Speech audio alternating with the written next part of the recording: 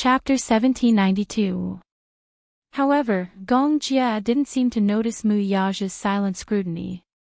Instead, he walked over to Yun Shishir. After he landed on the ground, the helicopter slowly rose into the air. However, it wasn't in a hurry to leave. Instead, it hovered about 30 meters above the ground. From the helicopter, it looked like it was raining. Countless flower petals fluttered down. So many rose petals. Ah! God, it's so beautiful. This feeling is as beautiful as a shower of petals. The sudden romance and surprise surprised everyone. Accompanied by the continuous exclamations, Gong Jia smiled as he slowly walked over to Yun Shishir amidst the shower of petals. Yun Shishir's heartbeat started to beat violently once again. In an instant, the rhythm of her heart was messed up. It wasn't until he was right in front of her that she came back to her senses. She blinked her eyes and a line of tears fell from her eyes. When Mu Yage saw this scene, he furrowed his brows. The guess in his heart kept jumping. Hence, when Yun Shishir walked out from behind him and walked towards Gong Jia, he actually didn't stop her. Gong Jia looked at her. It was as if in this vast world, everything in the world was overshadowed. Only she was filled with vibrant colors. Other than her, no one else could enter his eyes. He stood still in front of her. Following which, he gently reached out his hand and tucked a strand of hair that had been messed up by the north wind behind her ear. "Sister. I'm late," Gong Jia said apologetically.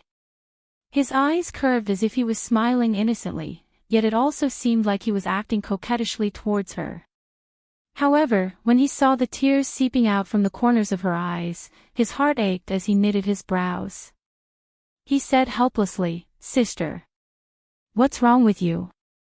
She was actually crying. Yun Shishir pursed her lips and choked out in grievance, "I thought today I wouldn't see you. I thought you wouldn't be willing to come, little fool. How could I not come to your engagement ceremony? But you didn't pick up my calls. I called you, but I was told that you weren't in the service area. I thought you were deliberately avoiding me."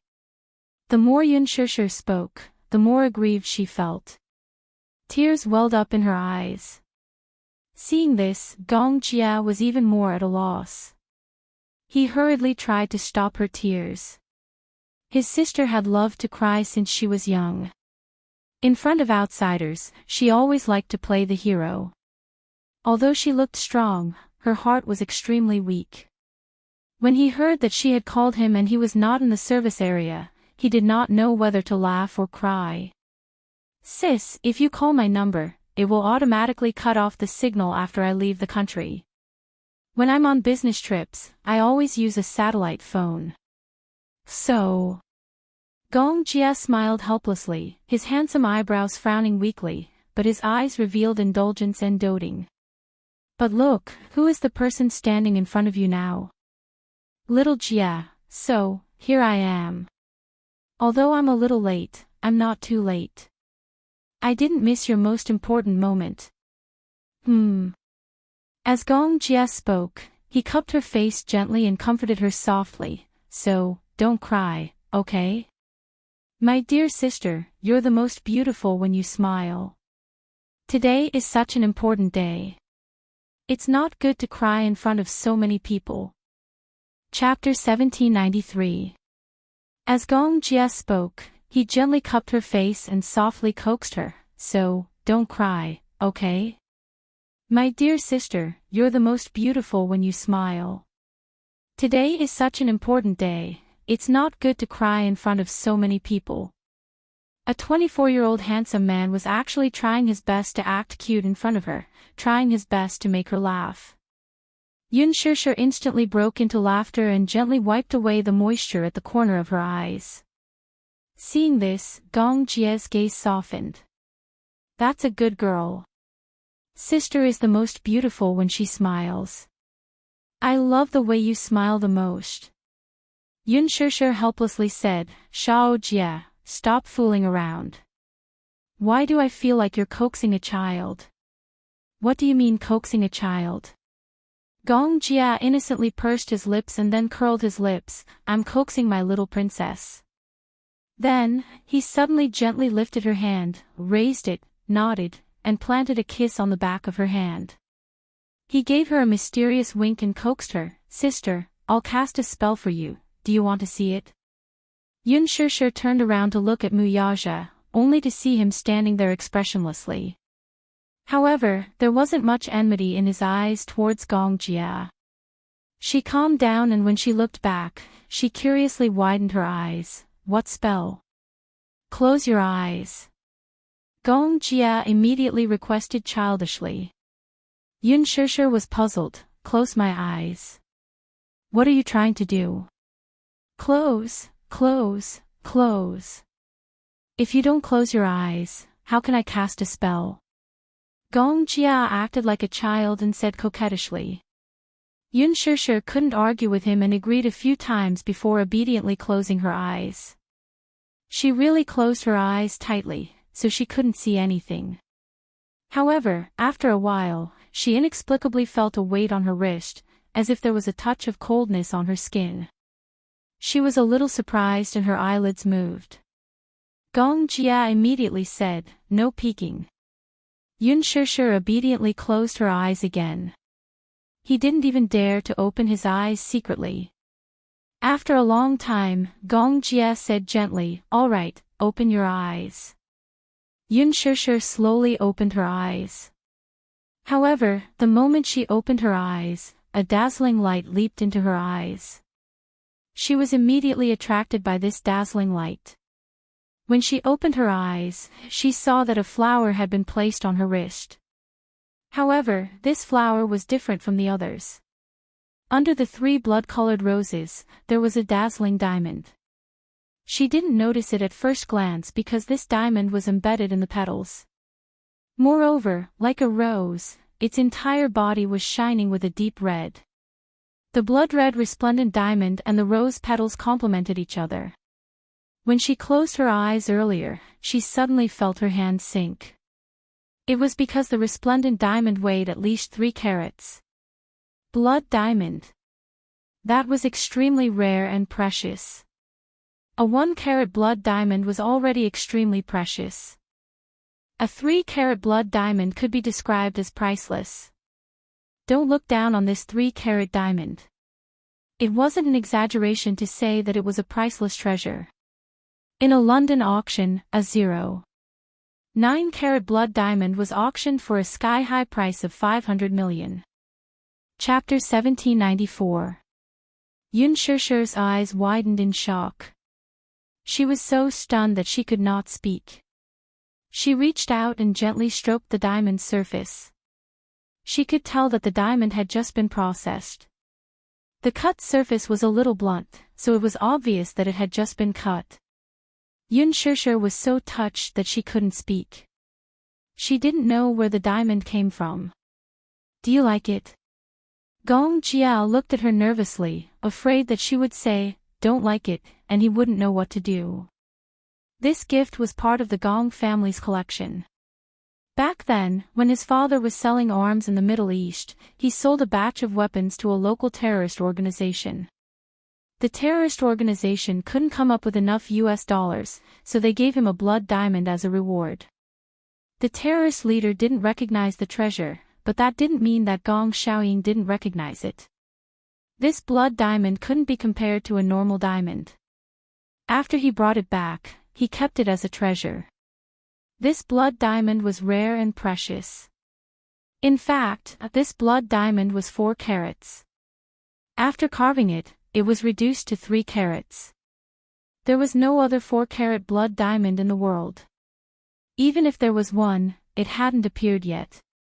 Before the second one appeared, the blood diamond in Yun Shishir's hand was the real king of diamonds.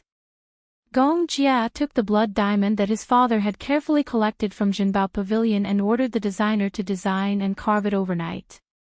Finally, on the way here, he used fresh rose petals to decorate the blood diamond into a bracelet so that he could personally wear the bracelet on her wrist. Yun Shishir was so touched that she couldn't speak. Just by looking at the design of the blood diamond, she knew that this guy had spent a lot of effort on it. I like it a lot. Yun Shishir nodded. The satisfaction on her face wasn't fake at all. She sincerely expressed her love for it. She raised her head and said with a smile, "Actually, the fact that you're here is the best gift you can give me. Nothing else is as important as you coming. I definitely won't miss sister's engagement. Not only that, I won't miss any important occasions in the future." He spoke seriously and there was no trace of a joke on his face. Instead, it was extremely sincere. "However, I have another reason for coming here." As Gong Jia spoke, he suddenly raised his cold gaze and looked at the man behind Yun Shishir. He looked at Mu Yaja, but his gaze was no longer as gentle and docile as it was when he faced Yun Shishir. Instead, it was piercingly cold and sharp. It was cold, scrutinizing, and directly pressuring. Mu Yaja also looked at him without any intention of backing down. Two pairs of eyes met in midair. Invisible sparks flew from the collision, like a smokeless war. At that time, the two men looked at each other, but it was more like a battle between kings. Their eyes met, but it was more like a confrontation. The collision of the two men's auras created a strong magnetic field that almost shook the earth. In the end, Gong Jia was the first to break the strange silence with a smile. "Mu Yaja. Do you know who I am?" If I'm not wrong, Mu Yaja's voice paused slightly, but his eyes were still cold. Hurricane Group. Chapter 1795. "Oh, I'm sorry, but you guessed wrong." Gong Jia, on the other hand, had a look of pity on his face as he shook his finger. While Mu Yaja was puzzled, Gong Jia suddenly reached out and hugged Yun Shishir's shoulder. He said to him mischievously, "I'm not here today as a member of Hurricane Group. Instead, I'm here as my sister's younger brother to attend this engagement ceremony." The corner of Mu Yaja's eyes twitched fiercely. However, he heard Gong Jia say in a lazy tone, "Ayaya, let me think. Actually, you should call me brother-in-law, right?" Yun Shishir was instantly amused by his mischievous tone. Mu Yaja's expression became even more strange. Could he imagine an enemy who had always been on the opposite side smiling and asking him to call him a brother-in-law? Even though he was mentally prepared for Gong Jia to be Yun Shishir's younger brother, he was still caught off guard. Although the siblings looked similar, if not for their different attire, height, and dressing, it would be difficult to tell who was who. However, Gong Jia calling him a brother-in-law still confused a certain man. Yun Shishir said helplessly, "Shao Jia, you, sister. I didn't say anything wrong." Gong Jia said coquettishly, "I'm your younger brother. Since that's the case, shouldn't he call me brother-in-law?" Yun Shishir raised both hands and compromised. Okay. Yes, you're right. He should call you brother-in-law." Gong Jia had an "I knew it" expression. Then, he raised his chin at Mu Yaja in an incomparably calm manner. As if out of some kind of provocation, he grinned and said, "Since my sister has said so, shouldn't you call me brother-in-law?" "Sure." Mu Yaja also smiled elegantly. Then, he raised his eyebrows in a somewhat provocative manner and said, "But before that, shouldn't you call me brother-in-law?" Half a second after he said that, Gong Jia smiled and blurted out, "Brother-in-law." Mu Yaja, Gong Jia laughed in his heart. It wasn't difficult for him to call him brother-in-law. Since he had come here, he had already prepared himself mentally. Even though he was well aware of the identity of the man in front of him, and that the blood of the person he hated the most flowed in his veins, he was willing to temporarily bury the hatchet for his sister. At least for now, he could let go of all hatred and face it calmly. Mu Yaja gritted his teeth and unwillingly snorted. "Brother-in-law." Gong Jia seemed to be deliberately making things difficult for him as he said faintly, brother-in-law, you don't seem to want to acknowledge me as your brother-in-law. Muyaja, but it's okay. This isn't the main point of my visit. Gong Jia paused. Suddenly, he let go of Yun Shusher's shoulder and strode toward him. He only stopped when he was standing in front of Muyaja. The two men faced each other. They had the same height and aura. When they confronted each other, they were evenly matched. Gong Jia looked at Muyaja coldly. He narrowed his eyes and his gaze suddenly turned cold. He said in a low voice that Yun Shusher couldn't hear clearly, "I'm here to warn you. If you dare to bully my sister and let her suffer even the slightest grievance, I'll destroy your Mu group." Chapter 1796. He didn't hear anything else, but the words, "flatten the Mu group," were loud and clear, and he heard it clearly. A question popped up in Jiangshan's mind. Who is this guy? What an arrogant tone. Flatten Mu Corporation. What kind of courage does he have to make such a threat in front of boss? Is he here to cause trouble for the engagement ceremony? Jiangshan walked forward with a cold expression, but Muyaja raised his hand to stop him. Boss. Jiangshan was puzzled, but he didn't know why Muyaja stopped him. Lu Jinyu, who had rushed over, was also shocked to see this scene. He didn't hear what kind of provocation Gong Jia had said, but just by looking at his unfriendly attitude, he could tell that he had come with ill intentions. Muyaja's face darkened slightly, but he didn't say a word. Gong Jia stared at him like a tiger watching its prey, like a lion, defending his sister's happiness. Yun Shusher was marrying this man. Sure. He was willing to believe in his sister's judgment and choice. As her younger brother, even if he was worried, he had no right to interfere. However, his sister's happiness was the only bottom line that could not be crossed. His principle was to defend his sister's happiness. Just like how Yu had questioned Muyaja back then, what kind of reason did a person rely on to become stronger? His answer was the same as Yu's. That was to protect the person he loved. Yun Shusher was the person he loved the most. In order to protect her happiness, he naturally wouldn't shirk his responsibility. Gong Jia stared at him silently and didn't say a word. He was waiting to see how Muyaja would respond. After a long period of dead silence, as if a century had passed, Muyaja suddenly smiled and said, "Flatten Mu Corporation." Gong Jia raised his eyebrows and didn't say anything. However, the emotion in his eyes was a silent warning. Since he could say such words, it meant that he could do what he said. Muyaja didn't have much of an expression on his face. He just faintly expressed his regret, "I'm sorry. I don't think you'll have the chance." After he finished speaking, his lips curled into a smile, but he was extremely conceited. Since he had decided to marry her, he would pamper her for the rest of her life. Regardless of birth, old age, sickness or death, regardless of wealth or wealth. Similarly, cherishing this woman was his bottom line as her husband. "I don't need you to remind me of that." When Gong Jia heard this, he smiled and raised his eyebrows. Obviously, he was very satisfied with his response. "That's the best." Yun Shusher looked over curiously. She couldn't understand the invisible confrontation between the two men. Gong Jia turned and looked at her. Then, he smiled and naturally hooked his arm around Muyaja's shoulder.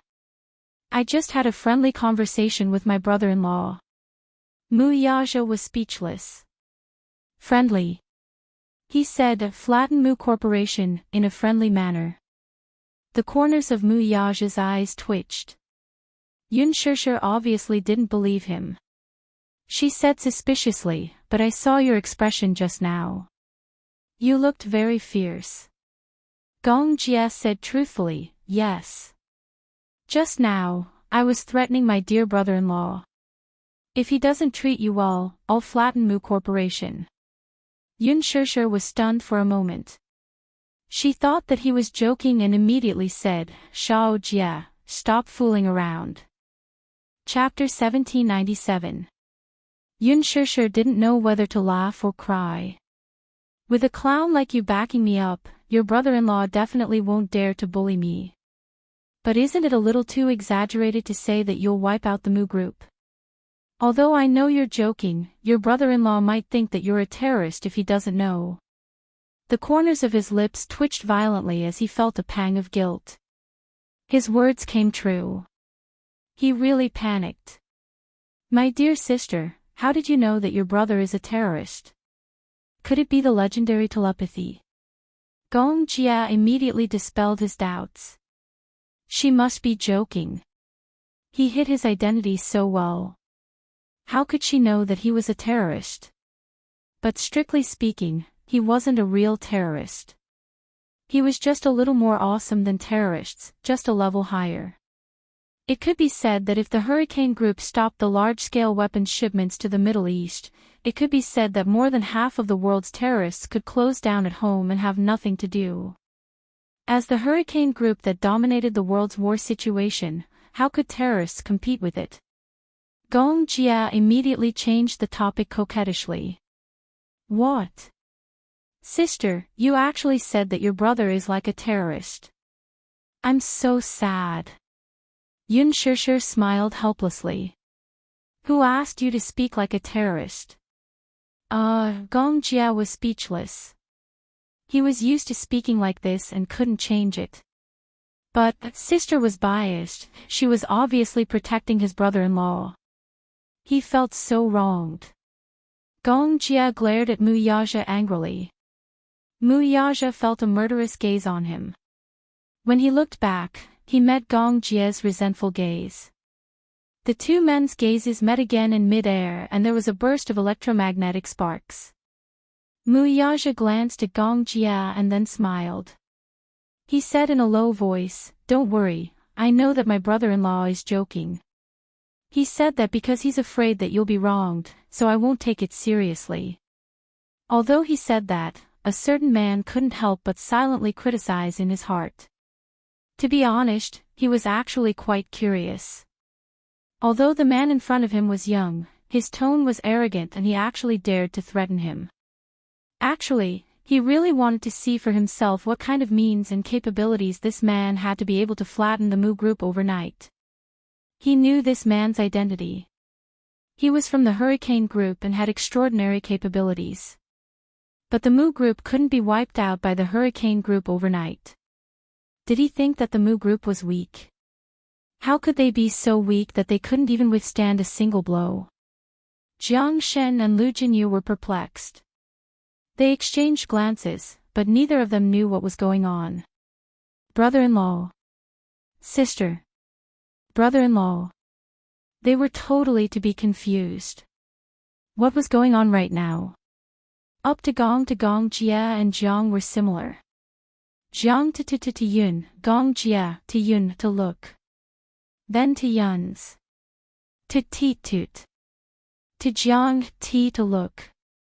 TTTST biological siblings. Lu Jinyu pointed at Gong Jia in surprise.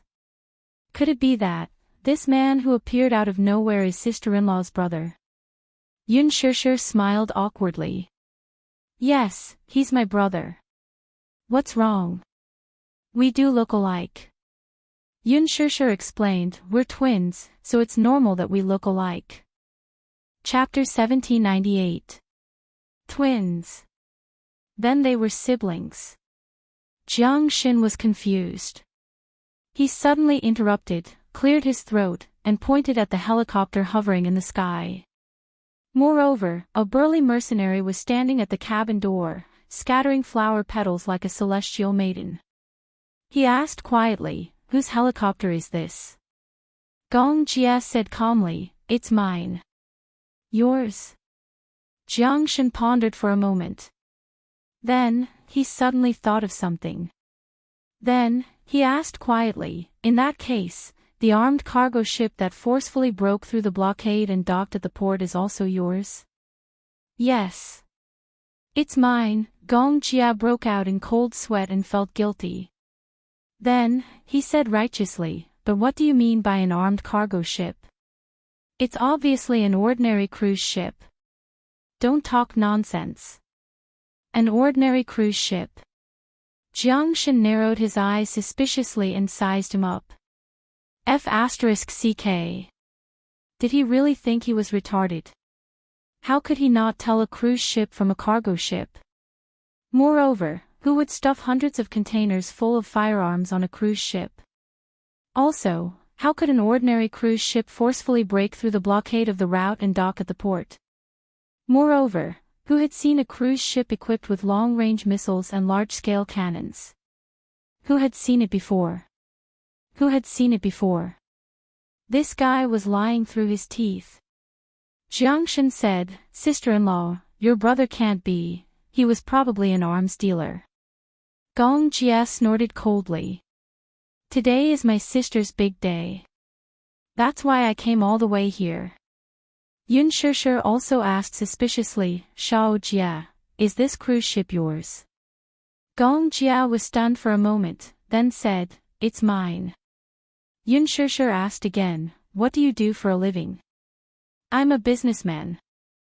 I have a few private ships to carry goods." Jiangshan sneered silently in his heart. He was a businessman. There was nothing wrong with that. He was just an unscrupulous businessman. When Yu and Xiao Yichen arrived, they saw Gong Jia in a trench coat standing beside Yun Shishir from afar. The corners of their eyes twitched and their hearts skipped a beat. Why did this guy rush over? How did he get here? Suddenly, he realized that he had heard that an armed cargo ship had broken through the blockade and was anchored at the private port of the island. Could it be that this was his doing? Yu rubbed her forehead helplessly. Did this uncle of hers have to be so high profile? Upon hearing the commotion, Yun Yeqing and Yun Yeho walked out as well. According to the procedure, the next step would be for Yun Yeqing to hold her hand and hand it over to Mu Yaja. For this reason, he deliberately wore a well-ironed suit. Although he was slightly older and had experienced many changes in the past few years, he still deliberately dressed himself up on such a rare occasion. He looked very presentable. However, when he walked out, he saw Yun Shishir standing together with an unfamiliar yet familiar man. He was immediately confused. The reason why he said he was unfamiliar was because he had never seen this man before. He said he was familiar because he looked similar to Yun Shishir, especially that pair of eyes. It was as if they were cast from the same mold. This is Chapter 1799. Gong Jia turned around and saw Yun Yeqing in a suit. Upon hearing Yun Shishir's introduction, he was stunned for a moment and did not react in time. "Father."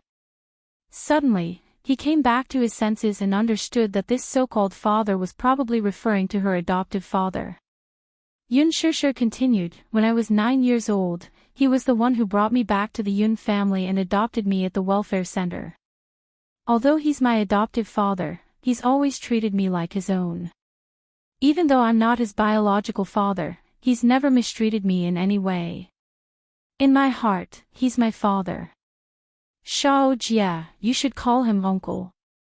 Gong Jia nodded obediently at his mother's words. Following her wishes, he greeted the man meekly, "Hello, uncle."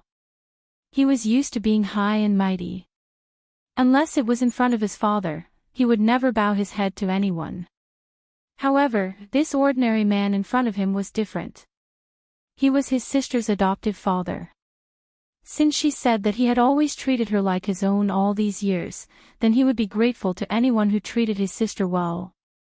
After all, this man had taken over the role of a father to take care of his sister all these years.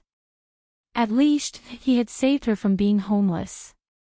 Just based on this point alone, he acknowledged it. Thus, this uncle was a sincere greeting from the bottom of his heart. Mu Yaja, who was standing at the side, was silent.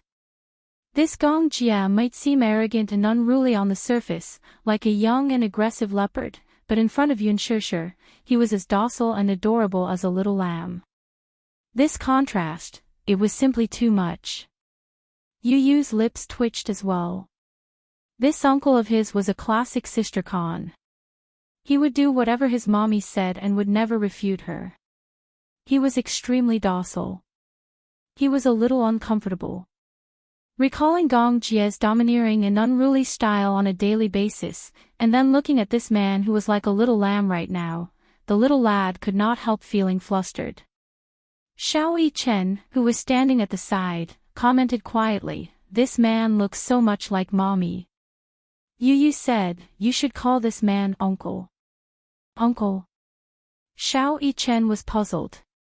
Why? Idiot. Because he's mommy's younger brother.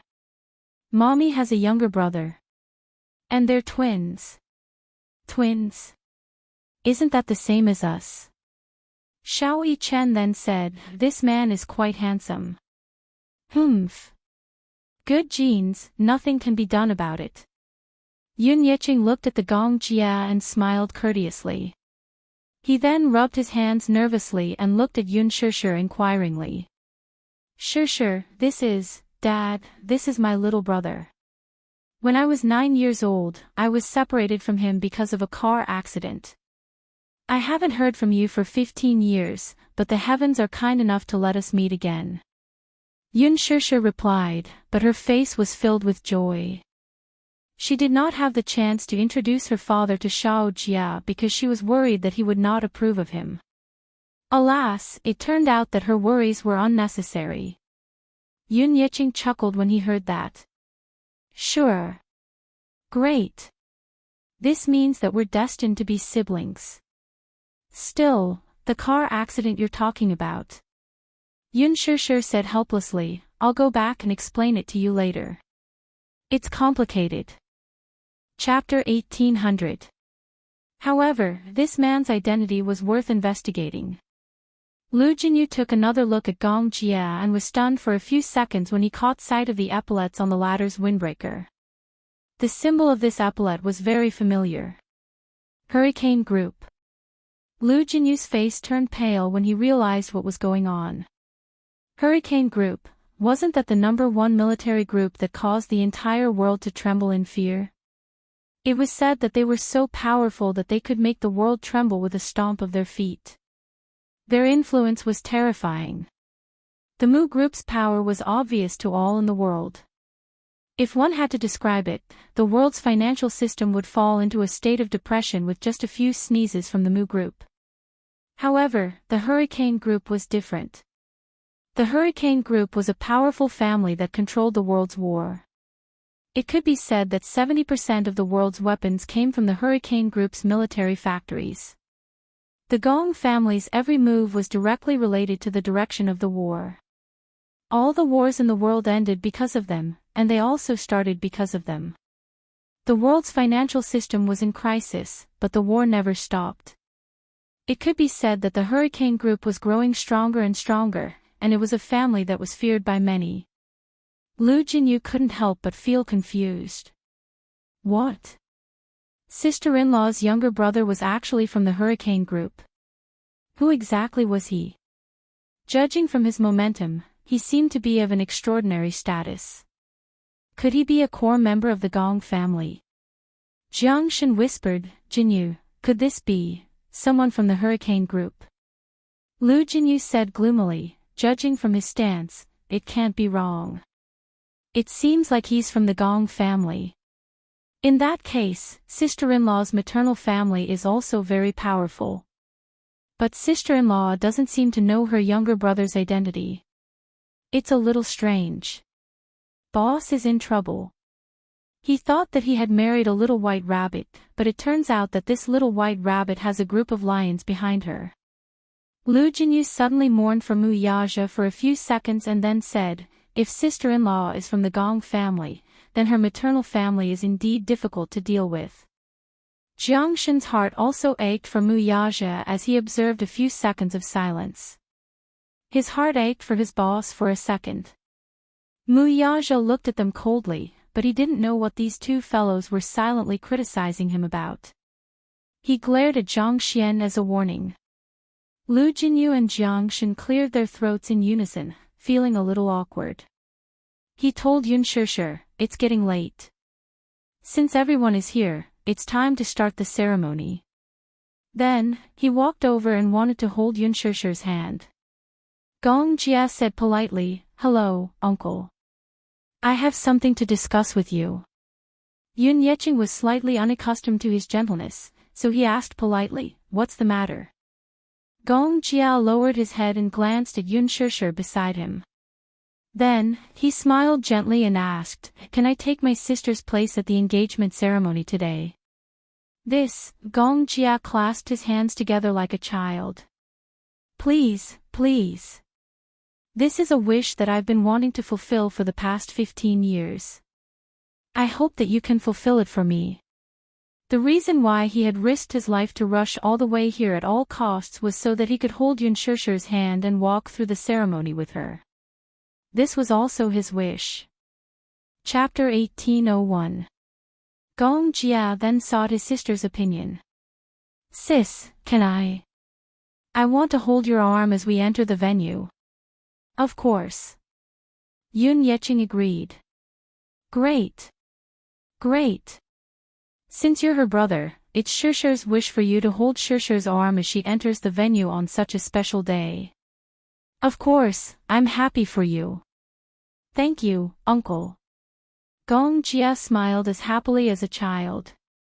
He suddenly thought of something and took out his walkie-talkie to give an order. "Withdraw the helicopter and don't disturb the order of the venue. Everyone, stay on the ship and listen to my orders. Don't move without my permission."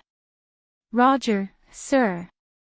Gong Jia put away the walkie-talkie and gently held Yun Shusher's soft hand. He smiled at her. "Sis. Let's go." "Okay." Gong Jia then led her slowly down the red carpet. Lu Jinyu and Jiang Xin then hurriedly immersed themselves in the ceremony. When Gong Jia and Yun Shusher appeared at the end of the red carpet, the sacred music played again. All the guests in their seats stood up in unison and looked in their direction. They were either looking at the bride-to-be with anticipation or blushing. Yu Yu and Xiao Yichen followed behind obediently. The two little guys walked up to Yun Shusher and silently lifted the hem of her gown that was spread out on the floor.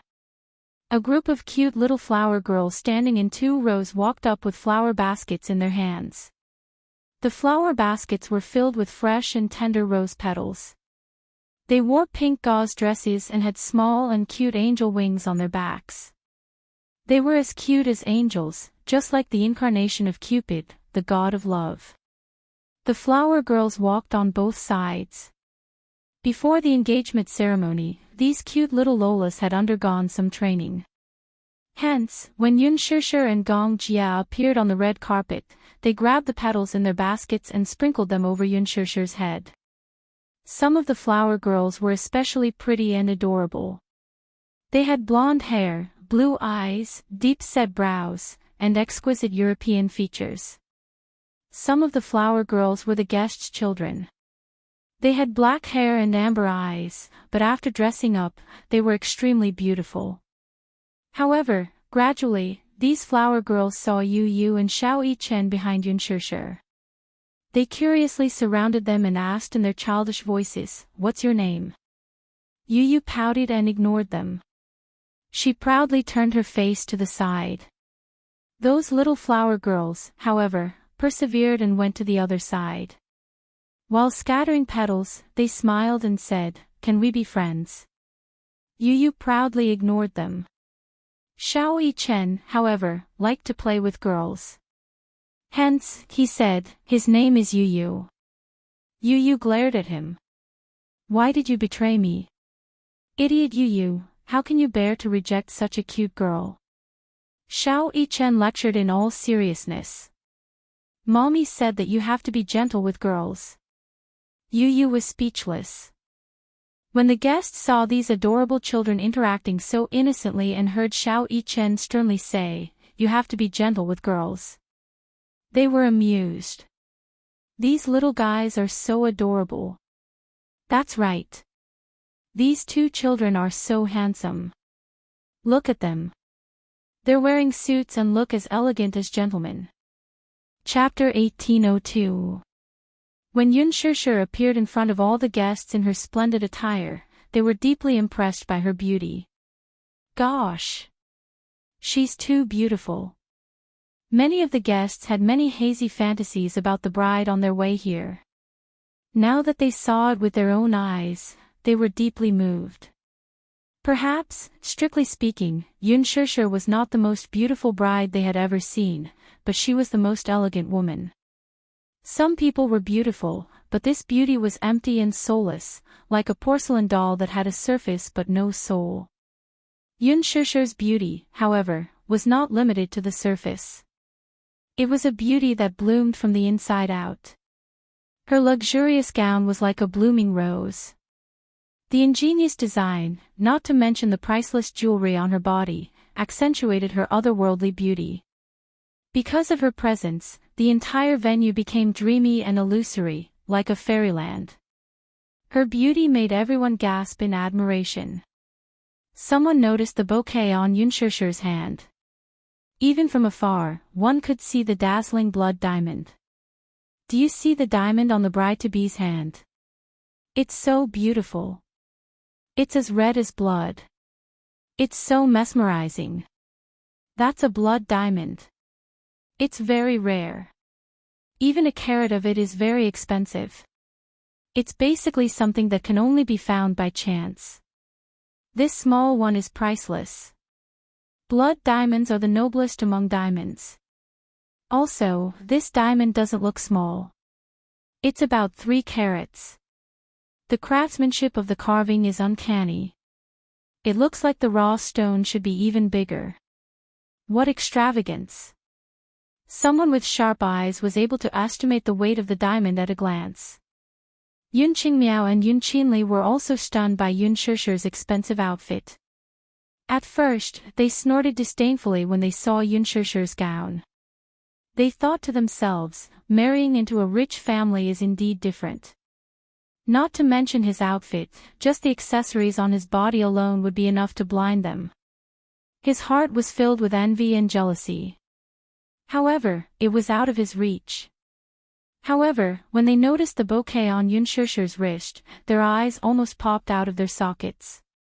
They did not know how precious a blood diamond was. In comparison, this dazzling diamond was dazzling and mesmerizing. Which girl did not like diamonds? There was no way they could resist diamonds. Who could be as lucky as Yun Shishir to be doted on by everyone?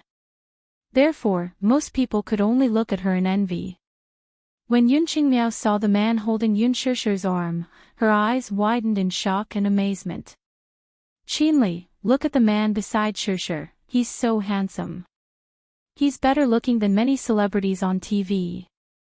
I don't think so. I think brother-in-law is more handsome than him. Although Yun Qinli said this, she still looked at him with admiration. But brother Mu is already taken. You'd better stop thinking about it. This man looks quite similar to Shishir. Xiang Yu suddenly said from the side. Yun Qingmiao was surprised. She did a close comparison and found that the man looked very similar to Yun Shishir. She had never heard of such a person before, though. Chapter 1803. Yun Qingmiao chimed in. Judging from his attire, he should be a wealthy and respectable figure. Perhaps, he's also a big shot with a powerful background. Yun Qinli was a little jealous, so much so that the way she looked at Yun Shishir changed. Indeed, one could not compare with another. She envied Yun Shishir's good fortune. Initially, she was jealous that she had the opportunity to go to university, had a high academic qualification, and was born in the city. She was like a rich young lady who lived a life of luxury and did not have to worry about food and clothing.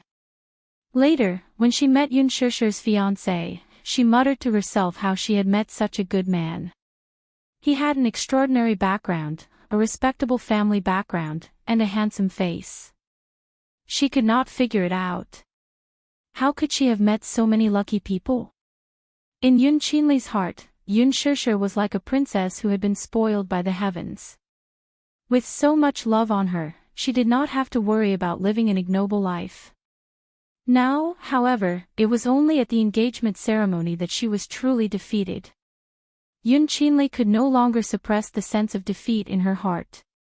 Feeling unbalanced, she bit her lip and kept looking at the backs of Yun Shishir and Gong Jia. Under everyone's gaze, Gong Jia held Yun Shishir's arm as they walked to the flower arch. Then, they stopped in their tracks and stood there with a smile. Lu Jinyu walked over in a formal suit. He was in charge of this engagement banquet. As the MC of Mu Yaja's engagement banquet, he naturally felt honored. Therefore, he had gone through the script several times until Mu Yaja was satisfied with it. In many weddings, the opening speech was very emotional, but if it was too emotional, it would inevitably appear a little pretentious. With the microphone in hand, Lu Jinyu's concise and humorous opening speech pushed the atmosphere in the venue to a climax, driving the guests' emotions to a high. As a key figure in Xingyu Financial Corporation's board meetings, Lu Jinyu naturally did not have stage fright or shyness, but he could not help but feel a little nervous before going on stage. After all, it was different from the past. Today, he was going to make an opening speech. It was Big Boss's engagement party. He would be lying if he said that he wasn't nervous. If he messed up, his boss would definitely not let him off. Not only would his bonus be deducted, but he would also have to pay for his marriage.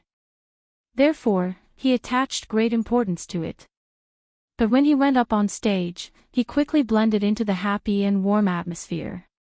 With excitement in his heart, he gradually unfolded the lines that he had memorized overnight.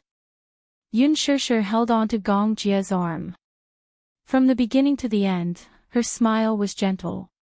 Her gentleness was infectious and made people feel exceptionally warm. The atmosphere at the scene gradually increased. Lu Jinyu smiled and said, "Next, I would like to invite all distinguished guests to witness this most sacred moment together. Let's welcome our groom-to-be." Ceremonial music sounded. Under Yun Shishir's smiling gaze, Mu Yaja slowly walked towards her with flowers in his hands, welcomed by a group of little flower girls. At this moment, Yun Shishir suddenly became uncontrollably nervous. So much so that Gong Jia, who was standing beside her, could feel her extremely stiff hands. "Shao Jia. What should I do?" "I'm a little nervous," she said secretly, but her face was red and she had some difficulty breathing. Gong Jia did not know whether to laugh or cry. He said, "Why are you nervous? Are you afraid that the groom-to-be will run away at the last minute?" Chapter 1804. All right. Be good. Don't be nervous, he said gently as he patted the back of her hand to comfort her. It was like a form of encouragement, as though he was telling her not to be nervous because he was here. Yun Shishir looked up and exchanged glances with him. She took a deep breath, and only then did she feel less nervous. In the blink of an eye, Mu Yaja was already in front of her. All the guests stood up and applauded. His group of brothers stood at the side excitedly and whistled. They were obviously very excited. Mu Yaja turned slightly and put a finger to his lips, indicating for everyone to keep quiet. Everyone quietened down in an instant. He turned around and looked at her. His gaze was deep and gentle as he said, "Do you know? I've been waiting for you for 28 years for this moment." Yun Shishir was stunned and looked at him in disbelief. Gong Jia looked at him silently, but his lips curved slightly and he did not say anything. Mu Yaja's thin lips curved into a charming smile, but he asked gently, "Do you believe in love at first sight?" Yun Shishir pursed her lips and nodded. Her eyes were a little hot. "I believe in it." She had always believed that love at first sight was a fated encounter. "At first, I didn't believe in it," Mu Yaja continued, "but when I met you, I felt that you belonged to me. Luckily, it wasn't too late to meet you." "I wasn't late." Yun Shishir was so shocked that she almost suffocated. He rarely said words of love, but today, in front of everyone, he actually said such words of love that made one's heart skip a beat. Yun Shishir's face turned red, but her eyes were slightly moist because of it. Muyaja said slowly, "Thank you for making me believe in fate." As soon as he said that, he handed her the bouquet in his hand. Yun Shishir held the bouquet shyly. The next second, Muyaja hugged her shoulders affectionately and kissed her delicate red lips tenderly. The guests below the stage were also touched and clapped their hands. Some were so touched that their eyes were wet. The most beautiful love might not be met in the most beautiful years, but it was the company of holding hands for the longest time. It was the most beautiful thing to have until the end. At this moment, Gong Jia quietly let go of his hand and stepped down from the stage. He stood by the side and quietly watched the tender scene on the stage, his gaze gradually deepened. At this moment, he put aside all the feuds and resentment, and offered his most sincere blessings for the person he loved deep in his heart. "Sister, will be happy." As long as she could be happy, he would not regret his decision no matter what. After a short moment of tenderness, Lu Jinyu walked up to the stage and said mysteriously to the guests, "Let's invite our honorable little guest to perform a special performance for everyone." Xiao Yichen walked up to the stage and then walked to the center of the stage. He stood between Muyaja and Yun Shishir and suddenly took out a small magic wand. "Next, I'm going to perform a magic trick for everyone." "What magic trick?" Lu Jinyu pretended to be mysterious. Xiao Yichen, however, learned from Yu Yu's arrogance and snorted coldly. "You'll know when I perform it." The guests roared with laughter. They all thought that this little guy, who was as serious as a little adult, was really too adorable. He was pretending to be mysterious. Chapter 1805. The little guy suddenly waved his hands in the air to the music in the hall. He closed his eyes and looked very stylish. He was imitating the world's top magician, as if he was going to perform a mysterious magic trick. However, after waving his hands for a long time, nothing happened. Muyaja had no idea that there would be such a trick during the ceremony. He looked confused. Yun Shishir's eyes widened in curiosity as she waited to see what the little lad was up to. Yu Yu, who was standing at the side, fell silent. What kind of clown was this guy trying to pull on stage? Lu Jinyu urged, "Did you conjure anything?" Seeing that nothing happened, Xiao Yichen got a little anxious. His face flushed red as he said, "Don't be anxious. I'm still brewing." As soon as he said that, the guests below the stage burst into laughter again. They were amused by the child's cuteness and playfulness. "This child is so adorable."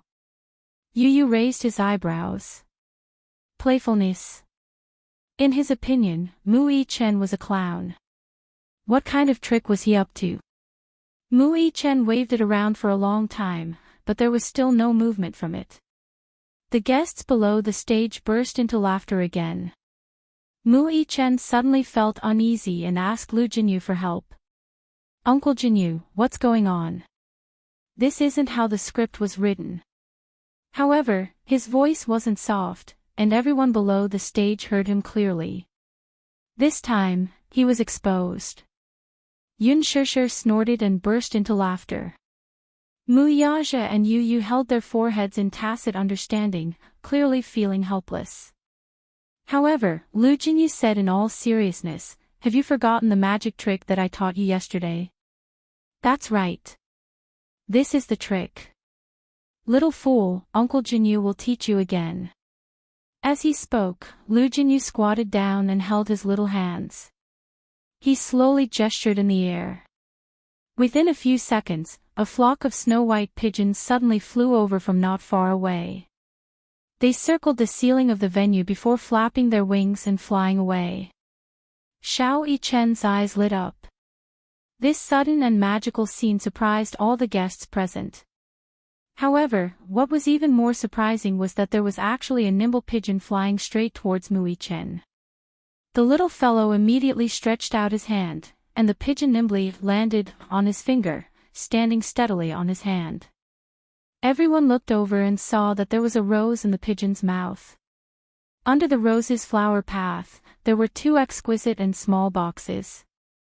Mu Yichen smiled and wanted to take the box from its little mouth. Unexpectedly, the pigeon had a little temper and turned its head away, refusing to give it to him. Mu Yichen panicked and reached out to grab it. Goo! He was pecked by the proud pigeon. Wah! Mu Yichen looked angry. This pigeon must have been transformed by Yu Yu. Yu Yu had been implicated even when he was lying down. Mu Yichen tried to take it again, but the pigeon pecked his little pink hand again. Mu Yichen looked aggrieved and pursed his lips unhappily. Even a pigeon is bullying me. Everyone was amused by the clown's antics. Even Yunshushu couldn't be bothered to be reserved. She immediately broke into laughter. Little fool. Yu Yu muttered. She ran onto the stage and flicked Mu Yichen's little head. How stupid. You can't even handle a little pigeon. Xiao Yichen felt even more aggrieved. Chapter 1806. Everyone was amused by the clown's antics. Even Yunshushu could not be bothered to maintain her composure as she snickered to herself. Little fool. Yu Yu muttered as he ran to the stage and flicked Mu Yichen's head. You're so stupid. You can't even handle a pigeon. Xiao Yichen felt even more aggrieved as he looked at him. He was so upset that he was about to cry. Stupid Yu Yu, why don't you do it if you can? Yu Yu snorted arrogantly, but he still reached out and gently patted the pigeon's head. His gentle touch quickly won the pigeon's trust. Yu Yu smoothly took the box. Then, he turned around and handed the 2 boxes containing the rings to Mu Yaja. Mu Yichen was dumbfounded, unable to believe what he had just seen. Yu Yu seemed to have telepathy with the pigeon. That's not fair. It turned out that this was the sacred moment of exchanging rings, and they had purposely used the most innocent and unique way to present it to the public. Yun Qingmiao and Yun Qinli stood on their tiptoes to look at the stage, curious as to what was in the boxes. From the looks of it, they were probably exchanging engagement rings. Yu Yu beamed. Yu Yu and Xiao Yichen wished Daddy and Mommy a blissful marriage for 100 years. We hope that Daddy and Mommy will always love each other and grow old together. This is the gift we prepared for Daddy and Mommy on this important day. His sweet words instantly made the guests below the stage laugh. Some of the guests knew about Mu Yichen, but they knew very little about Yu Yu. However, when they saw that Yu Yu and Mu Yichen looked alike, they knew that this child was probably Mu Yichen's younger brother. It was probably because Mu Yaja was eager to protect his son that he did not expose him to the public too early. Yu Yu had said that this was a secret gift for her parents, but it was not just for show. This pair of engagement rings were personally chosen by Yu Yu and Mu Yichen. Of course, this pair of diamond rings was not cheap. However, this was a small token of appreciation from Yu Yu and Xiao Yichen. Yunshushu did not know about this. However, Mu Yaja knew about it. Before the engagement ceremony, Yu Yu had secretly found him and told him about it. It turned out that the 2 little guys wanted to use their private savings to personally choose a pair of engagement rings for them as a token of their sincerity. However, he couldn't let Yunshushu know about it. Mu Yaja, on the other hand, laughed.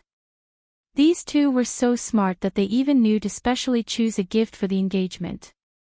However, he knew very well that although the 2 little guys were only 7 years old, they were millionaires and had a lot of private savings. He had a rough idea of Xiao Yichen's private savings. As for Yu Yu, as a core member of Hurricane Group, it was natural that he had a lot of money in his hands. That was a very impressive amount of money. Even Mu Yaja did not have a direct understanding of his son's wealth. He only knew that Hurricane Group's financial strength was not inferior to Mu Corporation's. In fact, it might even be stronger than Mu Corporation's. Chapter 1807. When Xiao Yichen found out about this, he wanted to join in as well.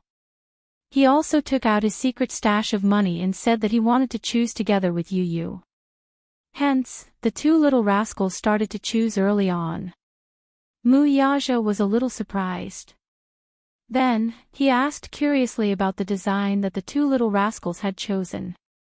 However, at this moment, the two little rascals acted mysteriously and said that they would give him a surprise on the day of the engagement ceremony. Mu Yaja took the box from him. The moment he opened the box, a dazzling light stole everyone's attention. Following the dazzling light, a pigeon's egg embedded with a pink diamond appeared in everyone's line of sight. It was a pair of engagement rings. On the female ring, there was a rose gold ring holder with a 2-carat pink diamond embedded in it. The unique design and exquisite craftsmanship made it look like a work of the gods. There were a total of 121 exquisite facets. The entire ring was so dazzling that one could feel its unique radiance even from a distance away. It was not to say that the bigger the diamond on the ring, the better it was. On this point, one could not help but praise Yu Yu's taste. Although the diamond was only 2 carats, its purity, color, and craftsmanship were all top-notch. On the other hand, Mu Yaja's engagement ring was similarly luxurious but reserved. There were no unnecessary decorations or embellishments. It was also a rose gold ring, but the design was extremely novel. The diamond on the male ring was embedded on the reverse side.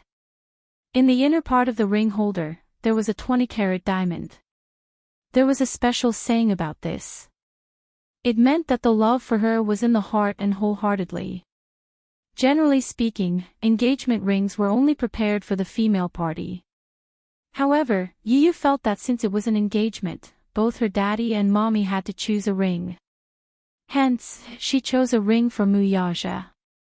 Mu Yaja raised his eyebrows and suddenly smiled. It was obvious that the two little fellows must have spent a lot of effort to choose such a special gift. He smiled at Yu Yu and Mu Yichen to express his gratitude. Then, with everyone watching, he lifted Yun Shusher's hand and slowly put the beautiful ring on her ring finger. At this point, it was like a silent and solemn declaration of his sovereignty. From now on, this woman would be his rightful fiancée. Under everyone's witness. Yun Shusher gently raised her hand.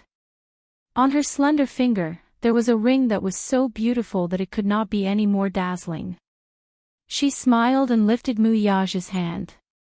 She took out the diamond ring and slowly put it on his ring finger. From this moment onwards, he was officially her fiancé. When Yun Shusher thought of this, countless complicated feelings welled up in her heart. In the end, there was only sweetness and gratitude. Kiss me. Kiss me. Kiss. Kiss. The guests below the stage were infected by the sweet and warm atmosphere. They could not help but encourage and cheer loudly. Chapter 1808. Mu Yaja, on the other hand, generously hugged her waist and, under everyone's blessings, gently planted a passionate kiss on her delicate red lips. On the stage, as the two of them hugged and kissed, the applause below the stage also erupted without holding back. It was just a light kiss, but he knew when to stop. With that, the engagement ceremony was completed. Yu Yu and Xiao Yichen walked down the stage. Mu Yichen looked back 3 times as he walked. Seeing his daddy and mommy blissful moment, he was so happy that he wanted to fly into the sky. However, as he was distracted, he bumped into someone with a plop. Mu Yichen lost his balance and was about to fall backward. However, the man reached out his hand and firmly supported him as he was about to kiss the ground. Thank you. Ha! Mu Yichen was about to turn back to express his gratitude when he looked up and saw Gong Jia, who was wearing a snow-white trench coat, looking down at him expressionlessly. Yu Yu stood beside him and looked at him with disdain. What an idiot. How could you bump into someone when you're walking? I was just looking at Daddy and Mommy. All of a sudden, Gong Jia bent down on one knee with great interest and looked at him at eye level. His lips curled up slightly as a rare look of calmness appeared on his face. He was very tall as Muyaja. On top of that, he had the natural aura of a king. When he knelt down, it felt as though he was condescending. "What's your name?" Mu Yichen heard this and smiled confidently. He had inherited Muyaja's arrogant demeanor and was natural and unrestrained. "My name is Mu Yichen. Do you know who I am?" Gong Jia teased him. Mu Yichen tilted his head and smiled. "I know. Oh. You're mommy's younger brother, so I have to call you uncle." With that, Mu Yichen placed his hands behind his back and called out obediently, "Uncle." Gong Jia was amused by him. "Good boy." Mu Yichen said, "But I called you uncle. Shouldn't you give me a big red packet?" Gong Jia was stunned. He turned his head and exchanged glances with Yu Yu. He furrowed his brows curiously. "Is there such a thing?" Yu Yu fell silent and then said, "Yes. Uncle, when in Rome, do as the Romans do and give him a big red packet." Gong Jia. After that, Muyaja and Yunshirsher walked off the stage and began to receive the guests' blessings. Soon, the gift that Jiangshan had prepared was presented before everyone's eyes. It was a 9-tiered cake with 2 exquisite dolls made according to Yunshirsher and Muyaja's likeness. The entire cake was exquisitely made, with beautiful decorations and rich colors. One look at it and one couldn't help but drool. It was said that this cake was made by a famous chef and was flown over. Jiangshan asked eagerly, "Sister-in-law, do you like the gift I prepared?" Yunshirsher smiled and nodded. "I like it." Jiangshan was instantly elated and his face glowed. Yunshirsher suddenly said softly, "But it's not as thoughtful as Jinyu's." Jiangshan, Lu Jinyu, who was standing at the side, was instantly satisfied. Jiangshan was in tears. "Sister-in-law. I'll give you a big red packet later too." Chapter 1809. Lu Jinyu patted him on the shoulder. "See? Red packets may be tacky, but sister-in-law likes them." The rest of the group immediately agreed to prepare a big red packet, which tickled Yunshirsher to no end. The dishes were served one after another at the gala. The guests were holding plates in their hands as they chatted and toasted in front of the buffet table. Yun Qingmiao and Yun Qinli kept looking around in the crowd and finally spotted Gong Jia's back at a table. They exchanged glances, and Yun Qinli urged, "Sis. Go and find out his name." "Why do you want me to find out?" "Because you're dressed up prettily today. Men naturally can't refuse a beautiful woman."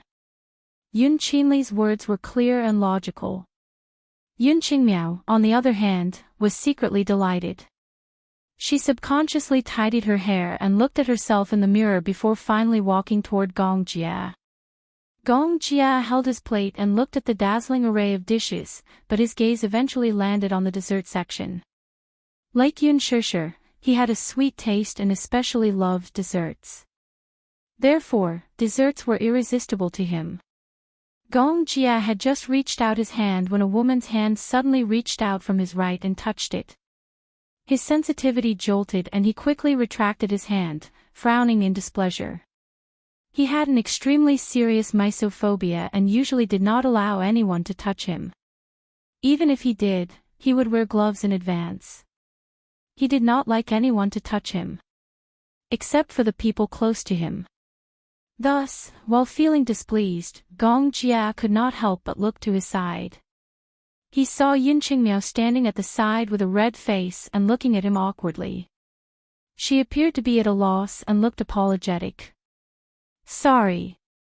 I didn't do it on purpose." Gong Jia's face was cold as he scrutinized her from head to toe. His frosty gaze made Yun Qingmiao look even more innocent. I just wanted to try this dessert too." She forced a smile and gave a seemingly reasonable explanation.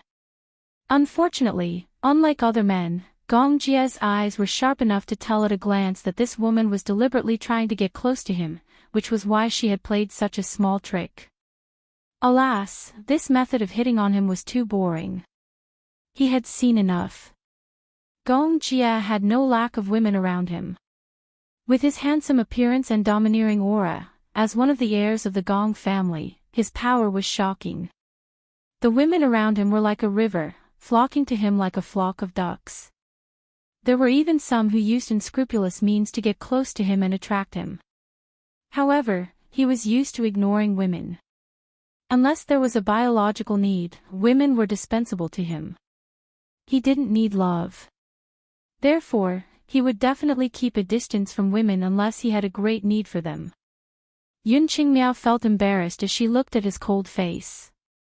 This man seemed to be very difficult to approach. He looked noble and arrogant. His face was indifferent, and his eyes were especially cold and sharp like icicles that could pierce one's skin. Gong Jia turned around expressionlessly. Clearly, he had no intention of paying attention to her. Yun Qingmiao was naturally indignant about being splashed with cold water in front of everyone. Thus, she bit her lip, stepped forward, and gently tugged at his sleeve. Chapter 18:10. Gong Jia turned around, raised his hand, and splashed the red wine all over her face. Voila! Yun Qingmiao came back to her senses with the sudden noise, only to realize what the man had done to her. He had splashed red wine all over her face. Drops of red wine slid down her cheeks and eventually drenched her hair and dress. She looked extremely disheveled under everyone's watchful eyes. Gong Jia's cold gaze fell on her. His deep voice was as cold as ice, and his face was expressionless. Don't touch me with your filthy hands, okay? Yun Qingmiao opened her mouth to speak, but when she looked at his cold face, she felt a wave of sadness and even more humiliated. I don't mean anything else. It's just that, Gong Jia impatiently interrupted her explanation. I don't mean anything else. I just find you annoying, so stay away from me. She was so embarrassed that she froze on the spot.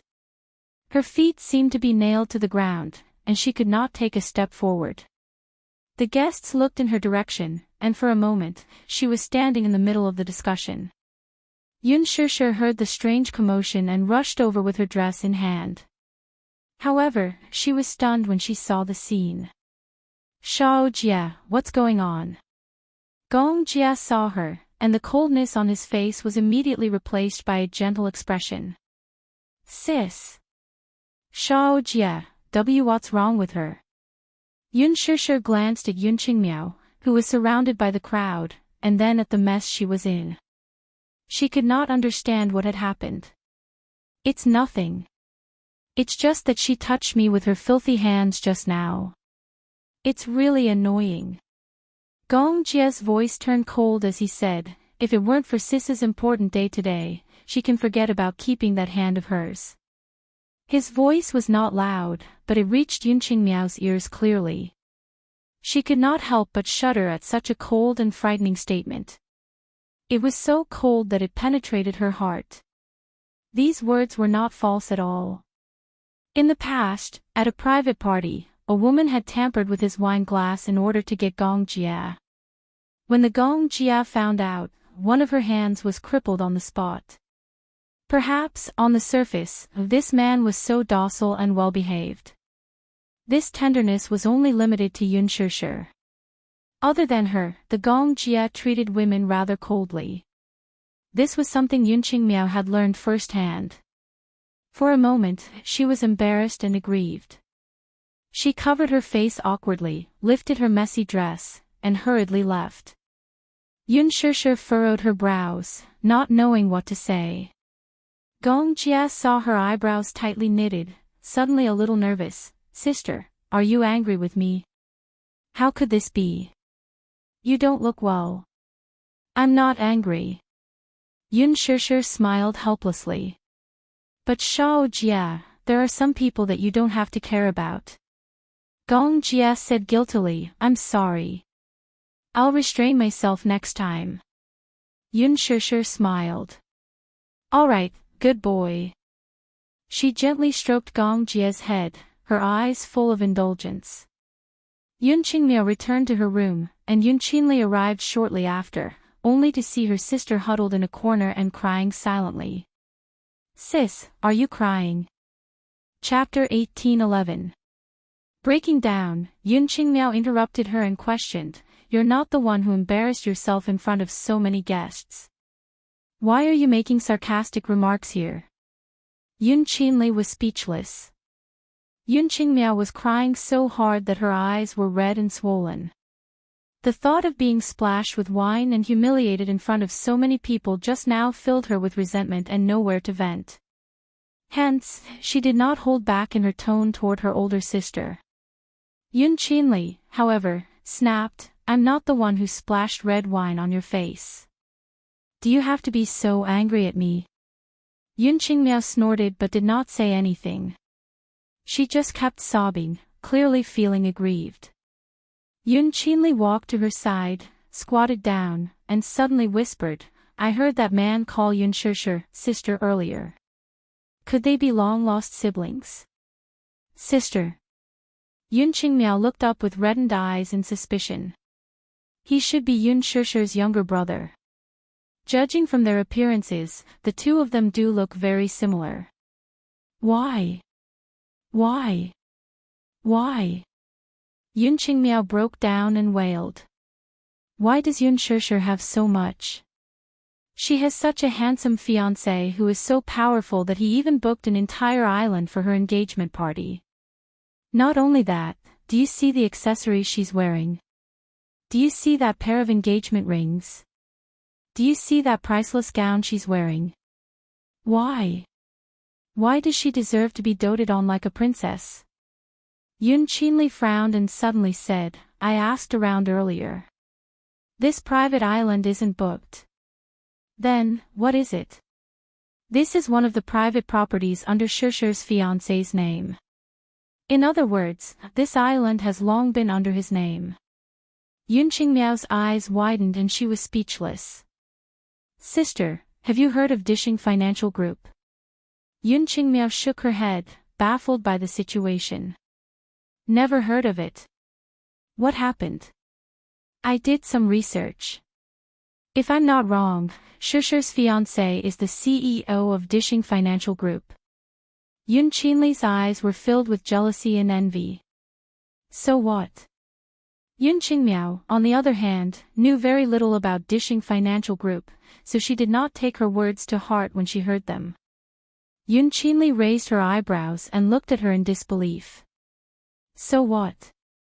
Sister, do you know the status of Dishing Financial Group in the country? Do you know how much Shishir's fiancé is worth? Do you know what it means to be the president of Dishing Financial Group? If Shishir's fiancé is the rumored mysterious young master of Dishing Financial Group, then it can be said that if Shishir marries this man, she will undoubtedly become a phoenix and enjoy a lifetime of glory. Is it that exaggerated? Haha. Don't you know how many real estate companies Dishing Financial Group owns?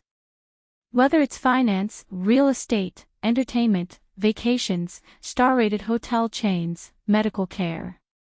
Dishing's Polar Light Group has a lot of investments in every field. It can be said that with this identity alone, Yun Shishir's life, she'll really become a phoenix. As Yun Qinli spoke, her eyes were filled with undisguised jealousy and hatred. Chapter 1812. After marrying him, she would not have to worry about her life's glory and wealth. Among the guests earlier, even the royals and political leaders of other countries, as well as the honorable president, were present. It went without saying how outstanding Mu Yaja's status was. Yun Qinli was extremely envious. However, she could only look on helplessly. In her heart, however, she started to hate Yun Shishir for being such a jinx. In her opinion, a woman with such a background like Yun Shishir was nothing more than a typical Cinderella. Apart from her pretty face, what else did she have? How could she be worthy of Mu Yaja, who was of such a high status?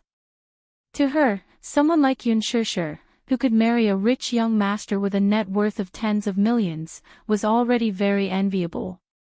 Now, especially after experiencing such a grand and romantic engagement ceremony, her jealousy toward Yunshushu had seeped into her bones. What right did she have? What right did Yunshushu have to marry such an outstanding man when she had nothing? How many people were envious of her for marrying into a rich family? What about her? Comparing oneself to others was truly infuriating. Yun Qingmiao was also feeling conflicted.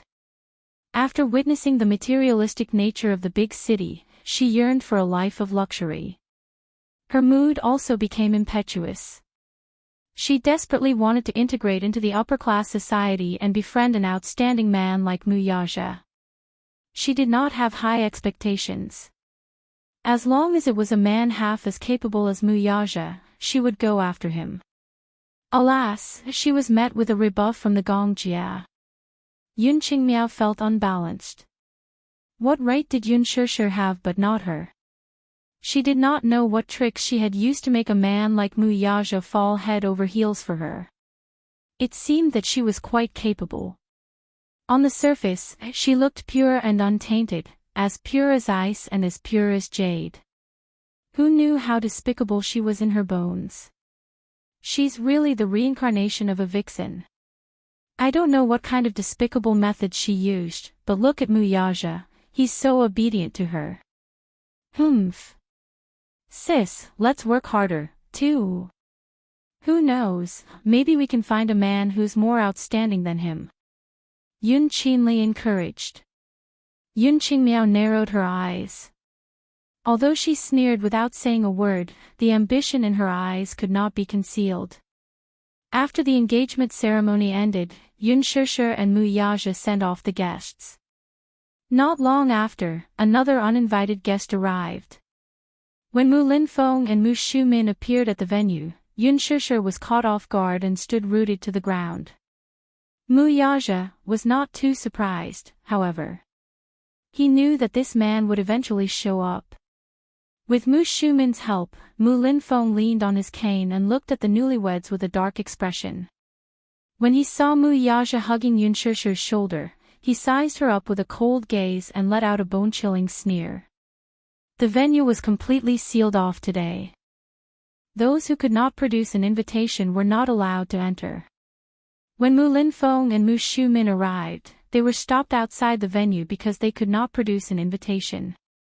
It was only when the guests had left that he was able to sneak in.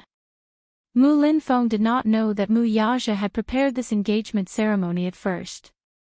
He thought back to when Mu Yaja had said that even if he got married, he would not touch the Mu family's assets, but he did not believe it. Chapter 18:13. In the end, when he found out that Mu Yaja had meticulously prepared such a grand engagement party, he was shocked. He knew that it was because of this engagement banquet. Although it was not a high-profile event, many important guests were invited. The sound of the wind naturally fell into his ears. How could he believe it? Engagement party. This rascal did not use any funds from the Mu group. How did he have the ability to organize such a grand engagement party? He was full of doubts as he rushed to the venue with Mu Shumin. However, the scene before him made him turn pale with fright. Without using the Mu group's funds, the engagement party was actually so grand and dignified. At the same time, this surprised him and vaguely made him suspicious. When he wanted to enter the venue, he was stopped at the door. This infuriated Mu Linfeng greatly. Who was he? He was Mu Yaja's second uncle. Why did he need an invitation to attend his nephew's engagement party? How could this be?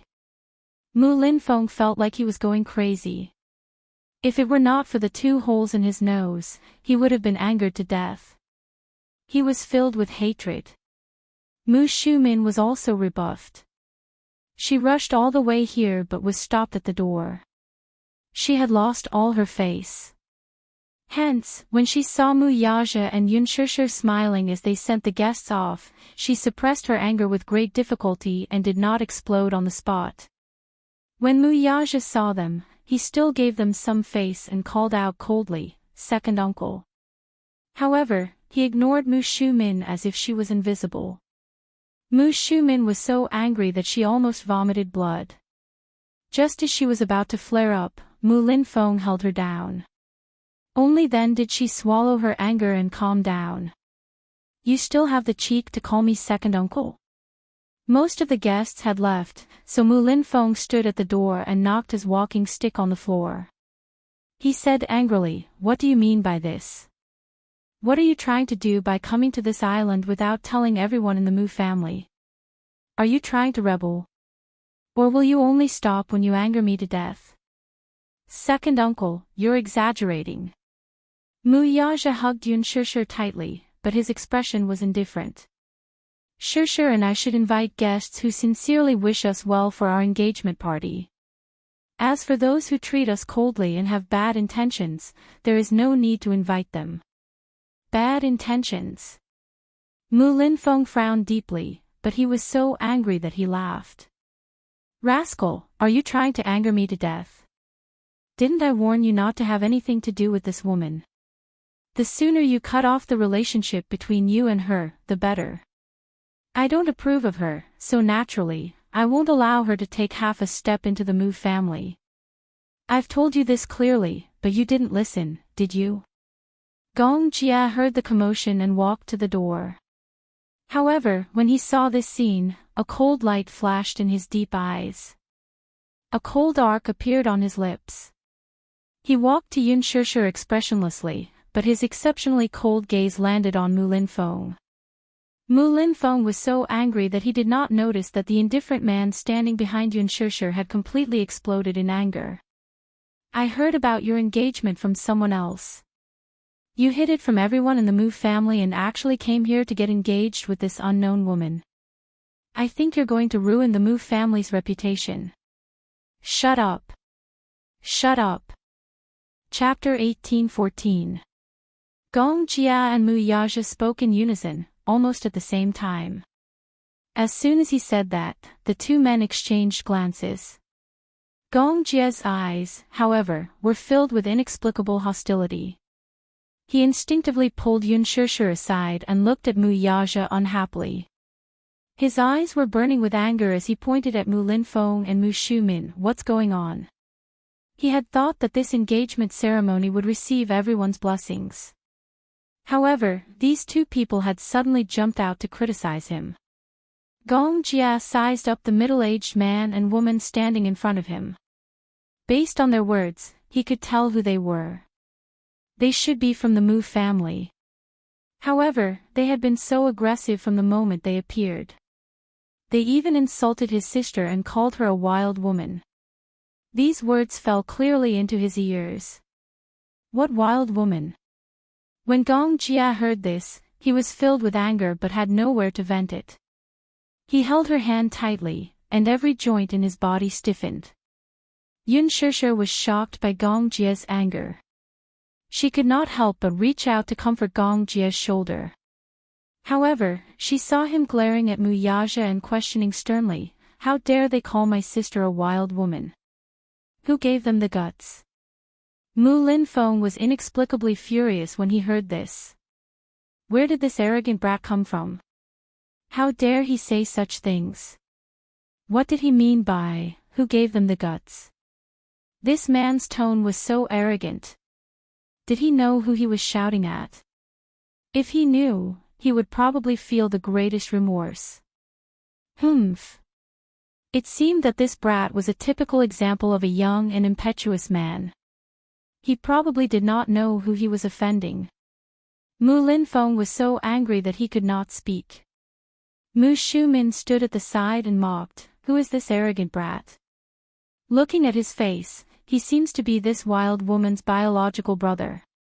The sister is shameless and wants to climb up the social ladder. As the brother, he should be shameless and want to use his sister's relationship with the Mu family to climb up the social ladder." "Shut up."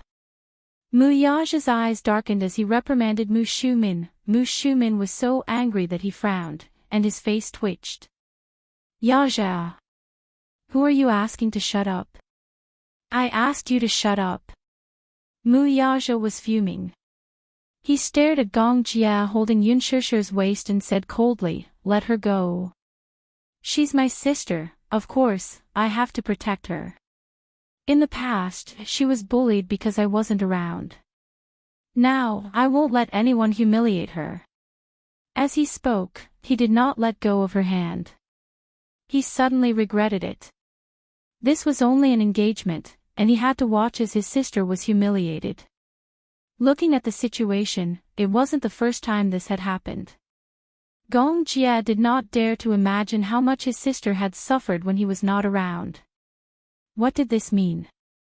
This meant that this man could not protect his sister at all.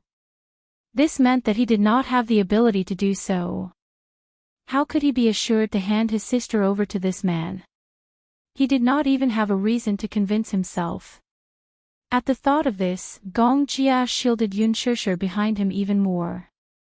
His protective stance agitated Mu Yaja even more. Chapter 18:15. She's not only your fiancée, but she's also my sister. She's my most important family member. Don't forget that I warned you before that if you let my sister suffer even the slightest grievance, I'll flatten the Mu group overnight. The anger that the two men had been suppressing was now unleashed without any restraint. For a moment, the two of them faced each other. Sparks flew, and the surrounding atmosphere turned cold in an instant. Gong Jia curled his lips and tightened his grip on Yun Shishir's hand. With a look of disdain, he said, "Moreover, it's just an engagement. She's not officially your wife yet." Yun Shishir glanced at Gong Jia and then at Mu Yaja. She bit her lip in annoyance and opened her mouth to say something, but Gong Jia said in a low voice, "Sister, don't say anything." "Shao Jia, shoo." Gong Jia put a finger on her lips, indicating for her to keep quiet. "I'm sorry, sister.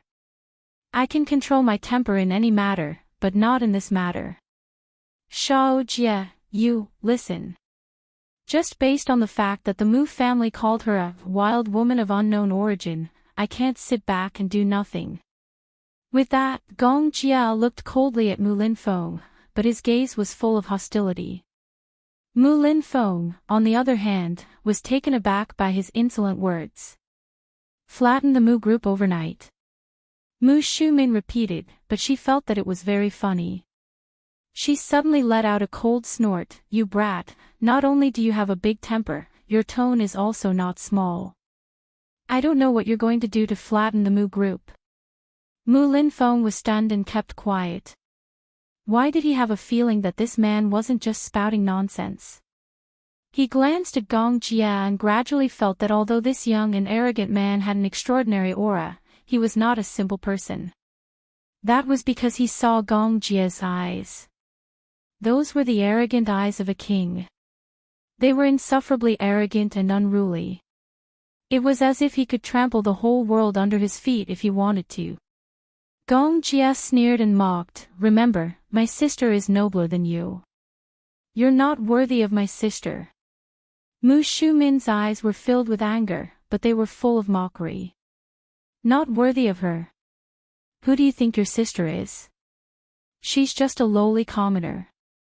Do you think that you can climb up the ranks and enjoy all the glory and wealth just because you're related to the Mu group? I think you're dreaming." Mu Yaja coldly replied, "Shut up. You have no right to speak here." Scram. Mu Shumin looked at him in disbelief and said, "What did you say? You're asking me to?" "Mu Yaja, I think you've lost your mind, haven't you? This woman is really scheming. I don't know what kind of bewitching potion she used to make you so infatuated with her. How can you side with an outsider? I'm your aunt, but what about you?" He actually dared to say such disgraceful words. "How dare you speak rudely to me for an outsider with ulterior motives? How presumptuous!" Mu Yaja said coldly, "Who's the one speaking rudely? Shishir is my fiancée. In the future, she'll be my only wife. Show some respect." Chapter 18:16. Who else could it be? Mu Shumin sneered, but every word of hers was laced with poison. Tell your sister, don't be delusional. Don't think that just because she's sucked up to the Mu family, she can really become a phoenix. Yun Shishir clenched her fists, so angry that she was at a loss for words. Gong Jie's heart ached as he hugged her tightly. He was so angry that his face turned cold. He looked up, and his eyes were sharp as he said word by word, "He ba. Make her shut up." A fully armed man behind him took a step forward and slowly closed in on Mu Shumin. Mu Shumin looked at the man who was closing in on her. Seeing that he was fully armed, she inexplicably panicked. You! What are you doing? Just as she finished speaking, she felt a black shadow flash in front of her. When she suddenly reacted, that man had flashed behind her like a ghost. His large palm grabbed her chin and forcefully twisted, only to hear a very heavy sound. With a "kacha" sound, her chin was instantly dislocated. The immense pain made Mu Shumin break out in cold sweat. She held her injured chin and stammered, but because of her dislocated chin, she couldn't utter a coherent sentence. The man waved his hand again, and a fiery hot slap landed on her face. Instantly, she couldn't find her bearings. Mu Shumin was also someone who had served in the army for 3 years. She had trained her skills beyond that of an ordinary person. Even so, to her, this man's fighting ability was quite terrifying. She didn't even see how the man made his move. She felt the world spinning around her, and the next second, she was pathetically placed on the ground.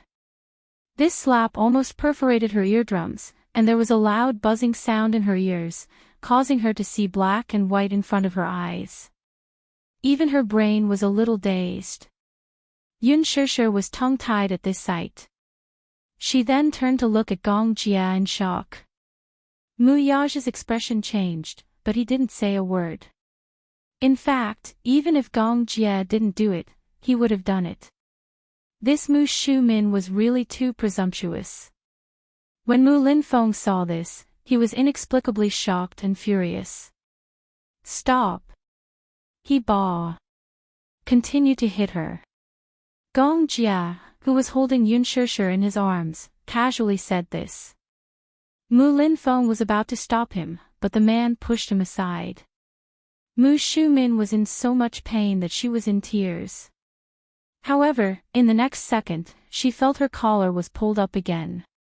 Then, she was ruthlessly slapped, one after another, until she didn't even have the chance to cry out in pain. It was a horrible scene. Although it was a man's, it was a mercenary. But for mercenaries, there was no such thing. He only obeyed the orders of his employer. Whatever the employer asked him to do, he would do it without hesitation. His execution was top-notch. Mu Linfeng stood at the side, looking anxious and angry.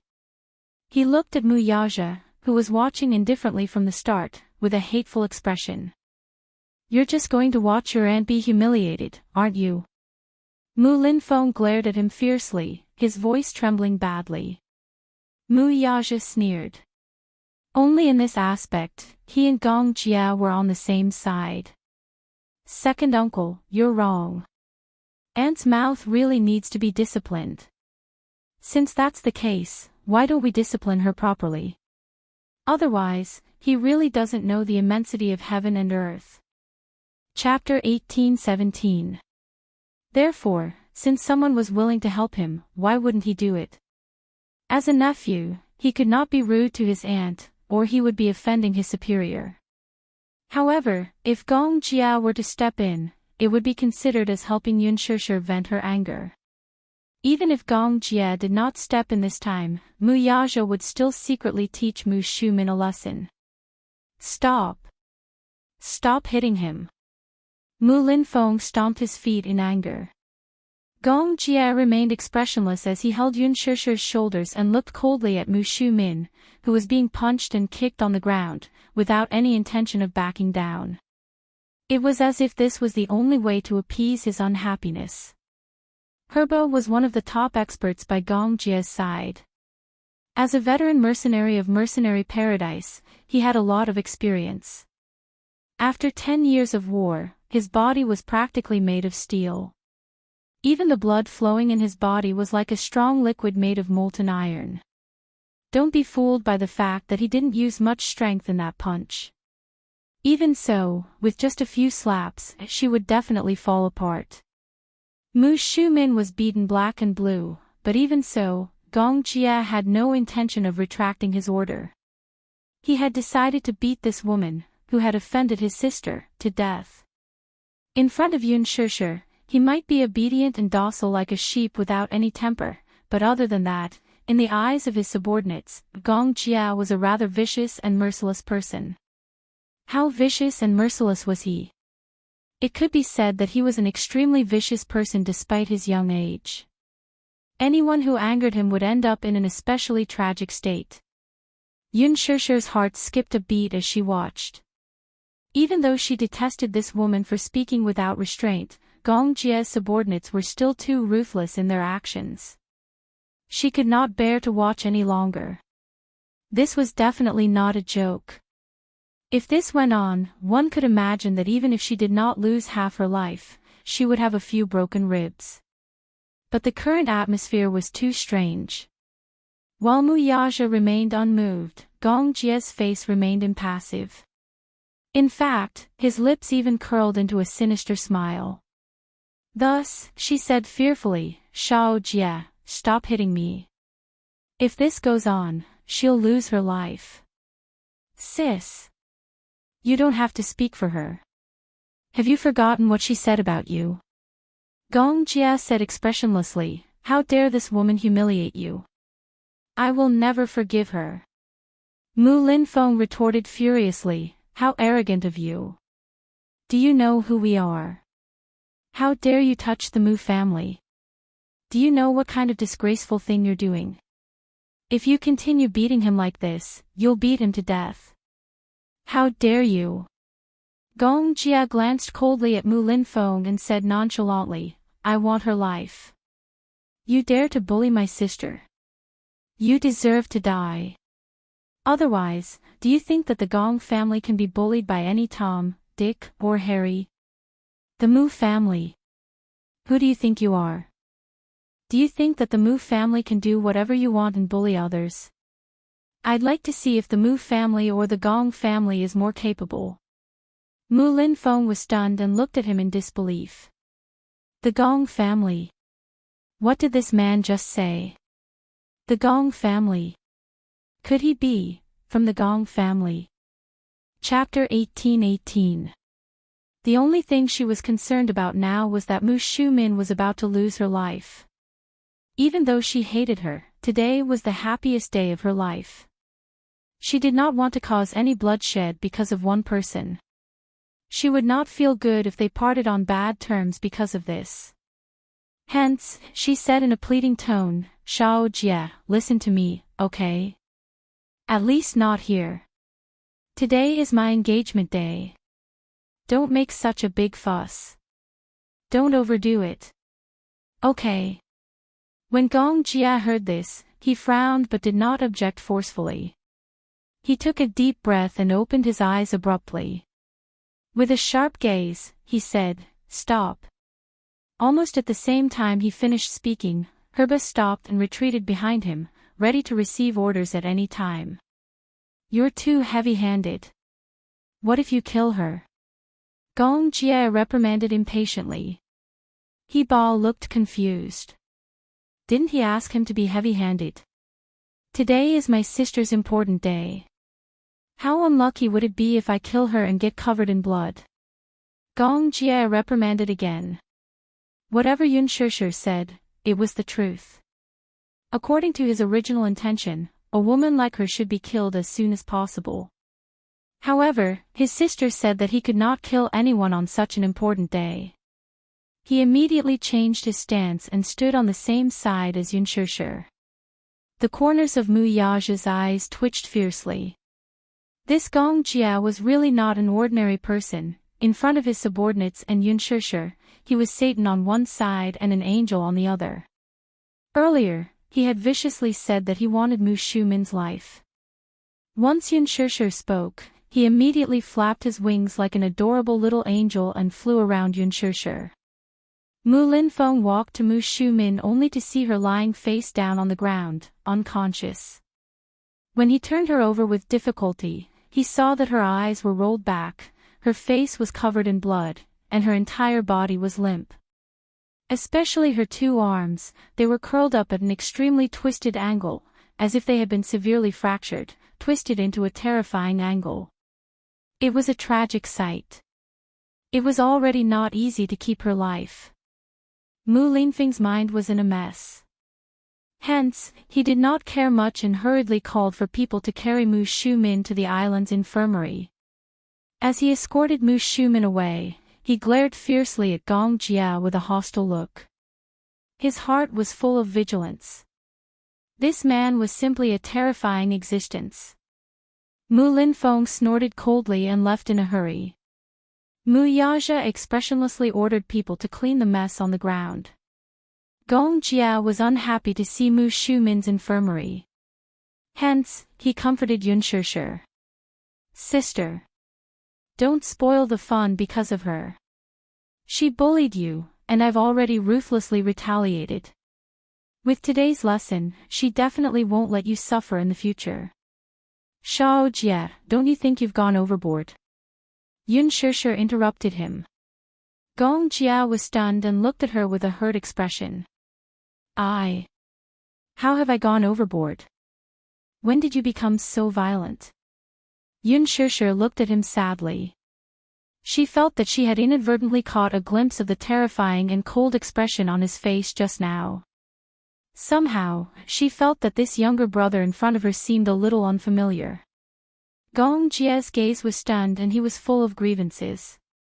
Sister. How can you say that? How am I violent? Chapter 18-19. You're still saying that you're not violent after beating her up like that. But she bullied you. I'm standing up for you. I don't need you to stand up for me. Yun Shishir said angrily, I don't like such a violent Shao Jia. You couldn't even bear to hurt a stray cat in the past, but now you can actually say something as scary as I just want her life. You weren't like this in the past. She didn't think that it was wrong for Gong Jia to stand up for her. However, she felt that Gong Jia had a scary side to him that she didn't know about. In her memory, her Shao Jia wasn't such a ruthless person. Perhaps it was because of some kind of telepathy. She felt that Shao Jia was a little different from the child who always stuck behind her when he was young. Back then, Shao Jia was innocent, cute, and innocent. Sometimes he was mischievous, sometimes he was docile, but at least he was kind. However, the Gong Jia of today, although he was as docile as a lamb in front of her, she realized how scary he was when he accidentally revealed his disguise in front of her. She wasn't a ruthless person. Mu Shumin did go overboard just now, but Shao Jia actually said that he just wanted her life. How could he say such cruel words so easily? Yun Shishir couldn't help but suspect his identity. She suddenly asked suspiciously, Shao Jia, what do you do for a living? Can you tell me? Why do you have such a powerful personal bodyguard? Why are you always so busy, flying all over the world? Why have you become so ruthless, so arrogant that you don't put anyone in your eyes? What is your identity? I have a feeling that you're hiding something from me. Is that so? Gong Jia was stunned. He wanted to say something but stopped himself. He didn't dare to say it. He was afraid that if he told the truth, his sister would be afraid of him and distance herself from him. Yun Shishir saw his evasive gaze and was disappointed. You don't want to be honest with me, do you? Gong Jia said hesitantly, Sis, don't tell me, sis, don't let your imagination run wild. Gong Jia was a little flustered as he comforted her. Don't let your imagination run wild, okay? I didn't mean to hide it from you, it's just... Just what? Yun Shishir narrowed her eyes. Shao Jia, I know I shouldn't interfere with your personal life. But there are some things that I really don't understand. I have a feeling that you and I are different. I'm like a commoner, but you give people the feeling that you're the supreme ruler who controls life and death. When she stood beside him, she would often feel suffocated by his domineering aura. Gong Jie remained silent, unsure of how to come clean with her. She smiled helplessly and casually said, since you're willing to be honest and want to hide it from me, then continue hiding it from me. After saying that, she suddenly let go of his hand. Feeling nervous, the man reached out to grab her hand. But she coldly avoided him. Gong Jiao looked at her with hurt, but he could only watch helplessly as she held onto Mu Yaja's arm and slowly walked away.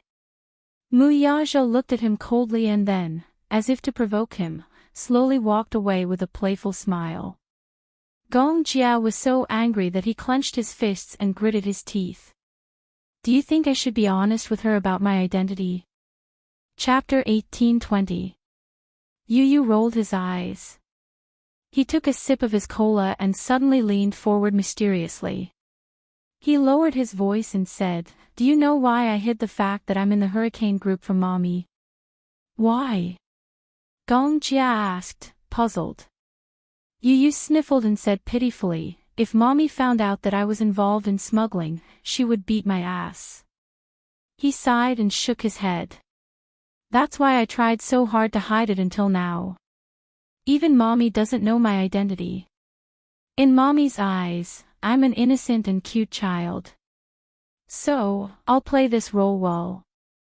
If she finds out that I've been doing these things behind her back, I'll definitely be beaten up badly. Gong Jia was utterly impressed. You were able to hide it from her for so long without being found out. That's because I'm good at acting. Yu Yu was quite proud. Gong Jia was silent. He drank the dry red wine in his glass and said dejectedly, She said that I've changed. She said that I've become more ruthless. Yu Yu, is that true?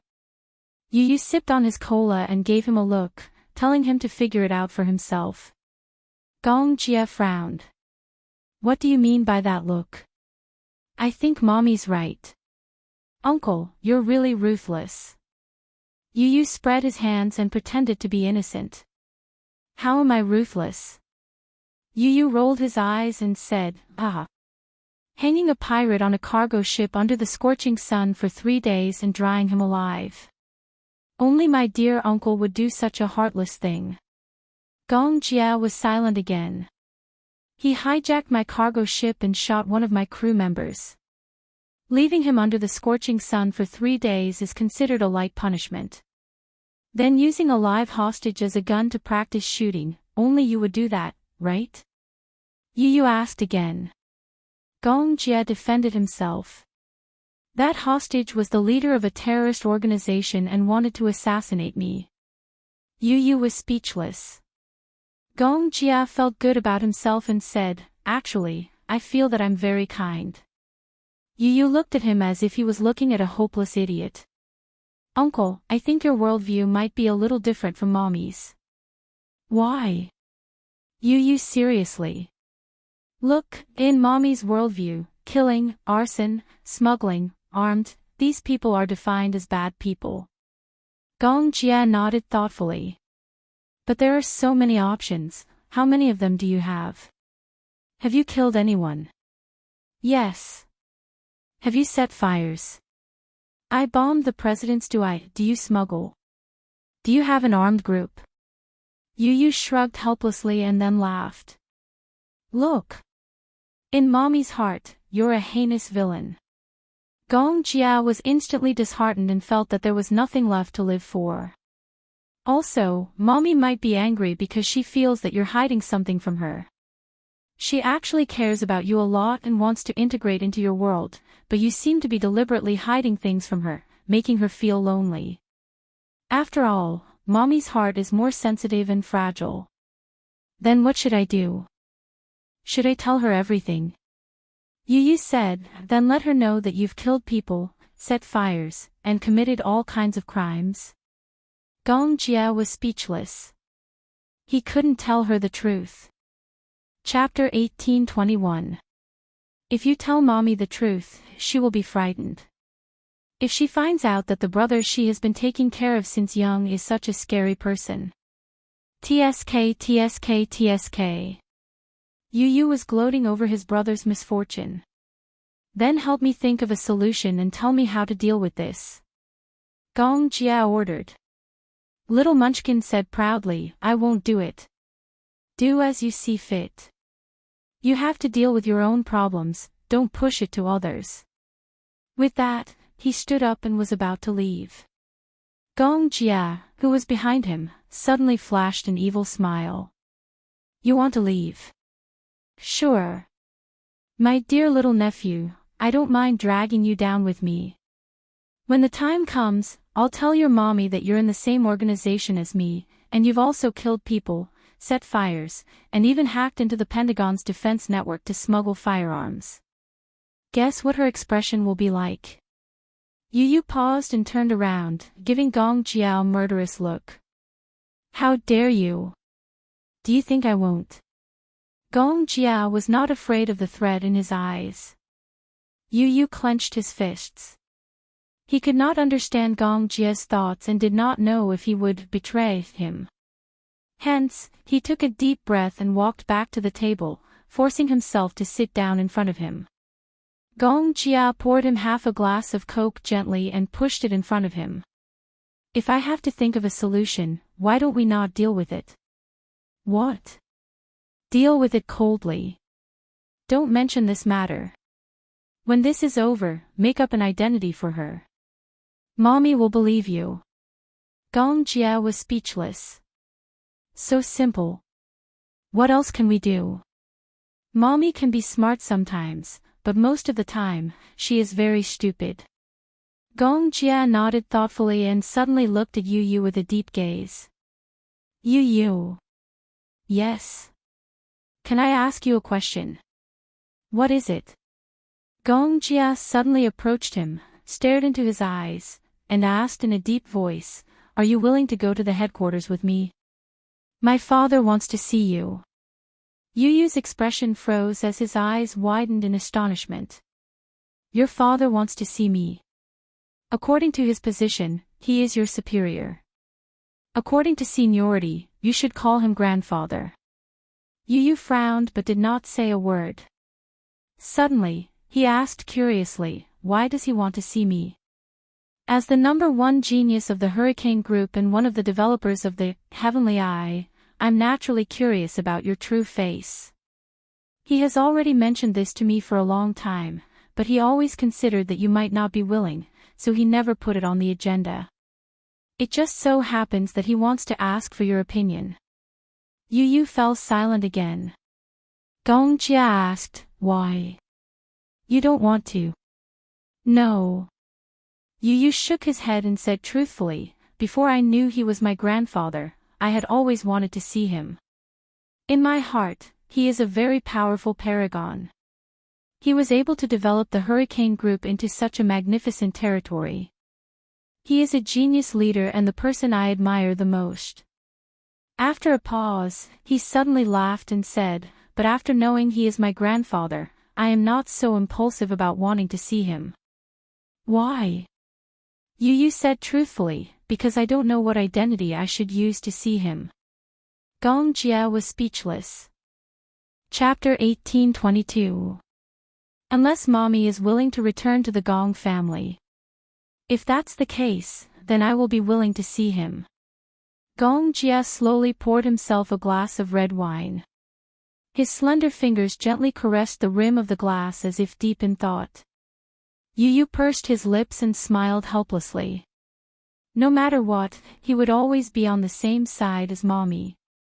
If he did not care about mommy and returned to the Gong family with Gong Jia, then Gong Jia's father would be able to recognize him at first glance based on his facial features.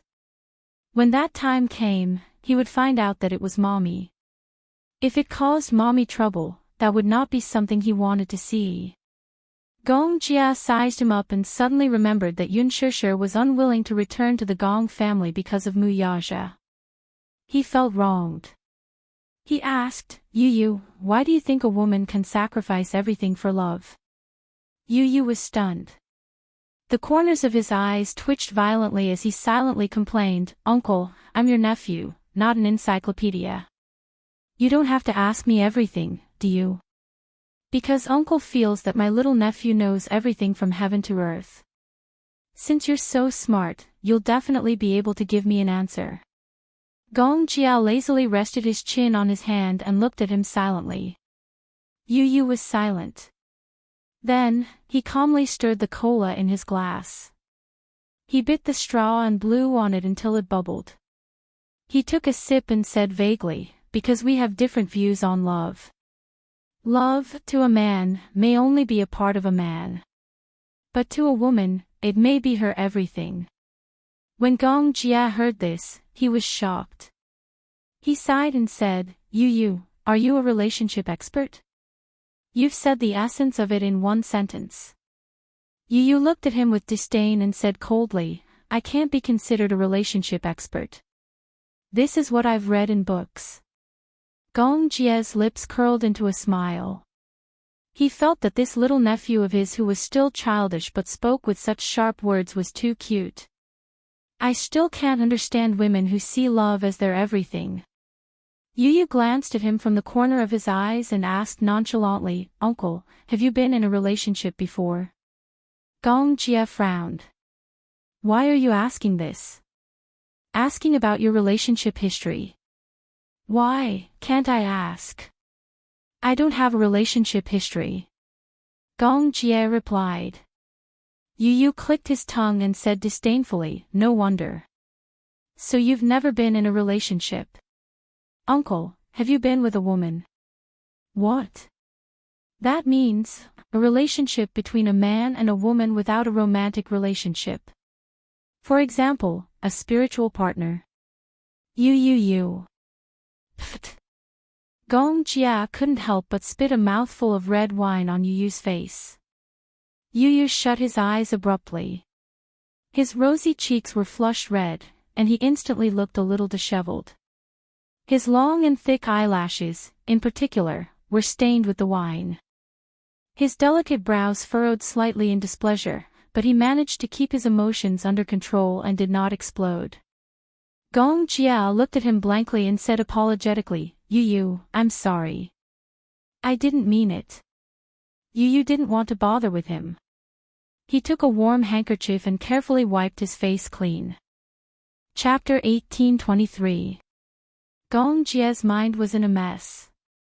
Please, it wasn't that he didn't pay attention to his manners, it was that he couldn't tolerate it. No. Stop. Okay. What was a physical relationship? Who had ever seen such words coming out of the mouth of a 7-year-old child? Had anyone ever seen it before? Therefore, he was caught off guard and was caught off guard. This child was really a mischievous child.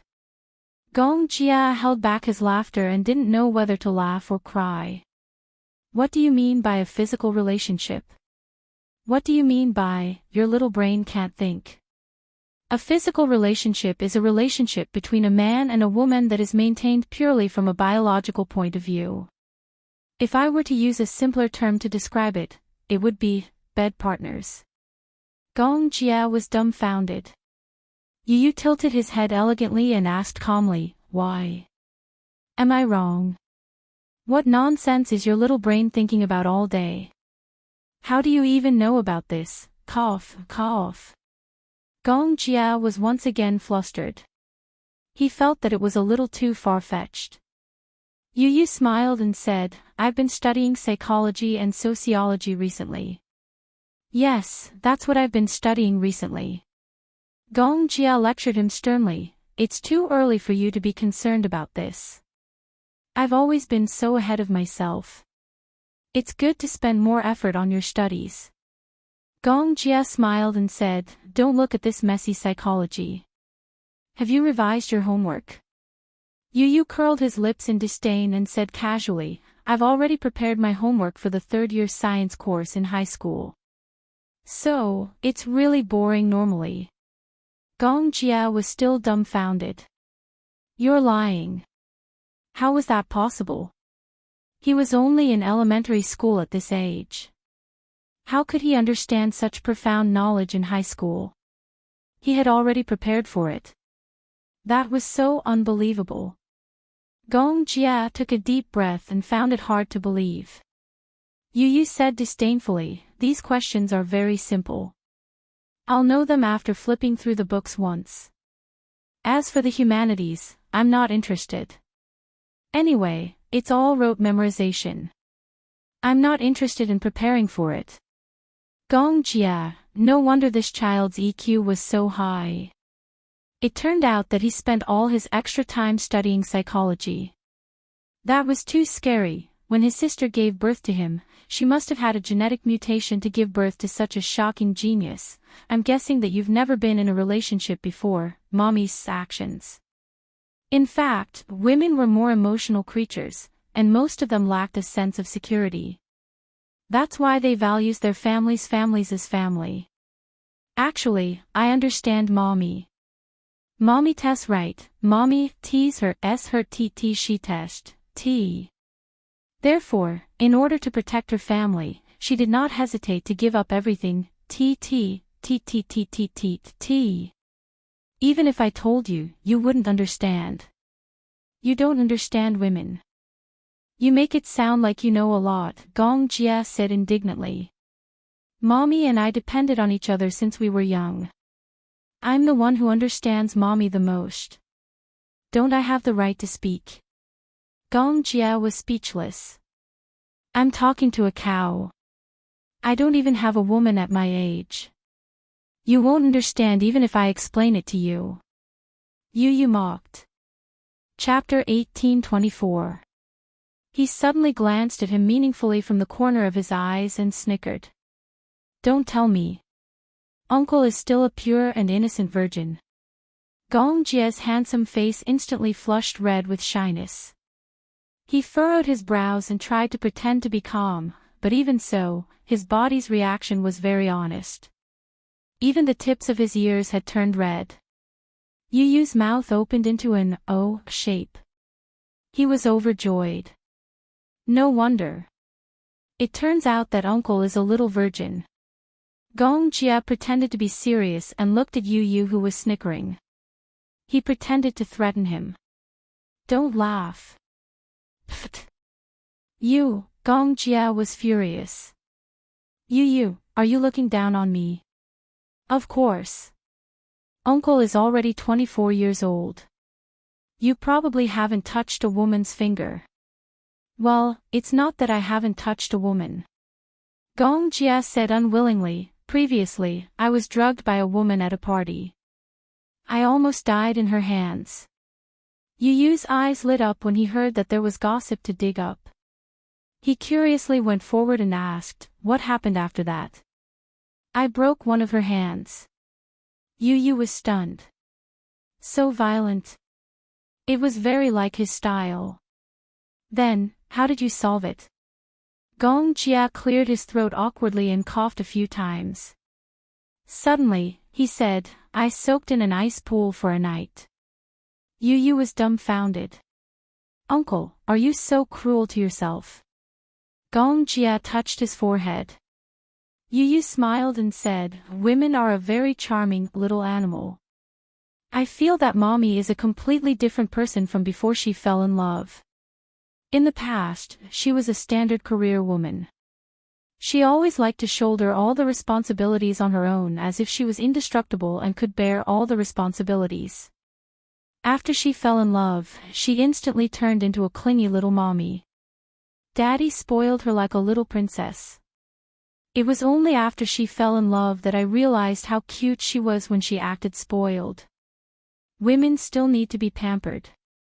Of course, this is something that some single dogs who have never been in a relationship will never understand. Gong Jia felt that he had been hit hard again. He was suddenly amused by Yu's serious and innocent expression. He couldn't help but reach out and pinch his cheeks. Xiao Bao, how can you be so cute? You're so smart. His phone suddenly rang.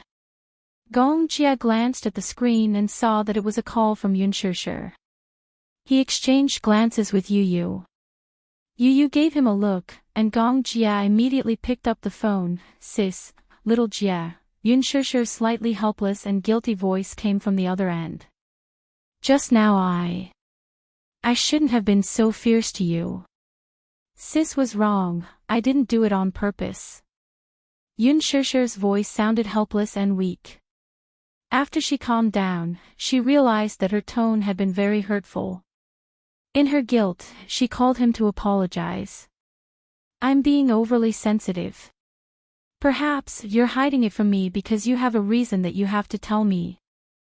But in my eyes, you're still the innocent and cute little Jia in my heart. The things I said before were all done on impulse. I wasn't serious. Don't take it to heart." When Gong Jia heard this, he smiled slightly and his heart suddenly softened. Chapter 1825. Upon hearing this, Yun Shishir's expression softened. Gong Jia had always been like this. When she was young, he couldn't bear to see anyone bully her. In the past, whenever she was bullied by older children, he would always be the first to protect her. He was like her guardian angel, always the first to appear by her side. She still remembered that once, Shao Jia got into a fight with a group of children to protect her. There were many of them, and he could only fight alone. Naturally, he could not win against them all. He was covered in injuries and his face was bruised and swollen. She was so scared that she cried herself hoarse. She tried to go forward a few times, but he pushed her away. In the end, it was the adults who rushed over. Only then did the group of children stop and disperse. However, he was beaten until he almost fainted. That was the most overboard incident. It was also the incident that left the deepest impression on her. Yun Shishir said, "I know.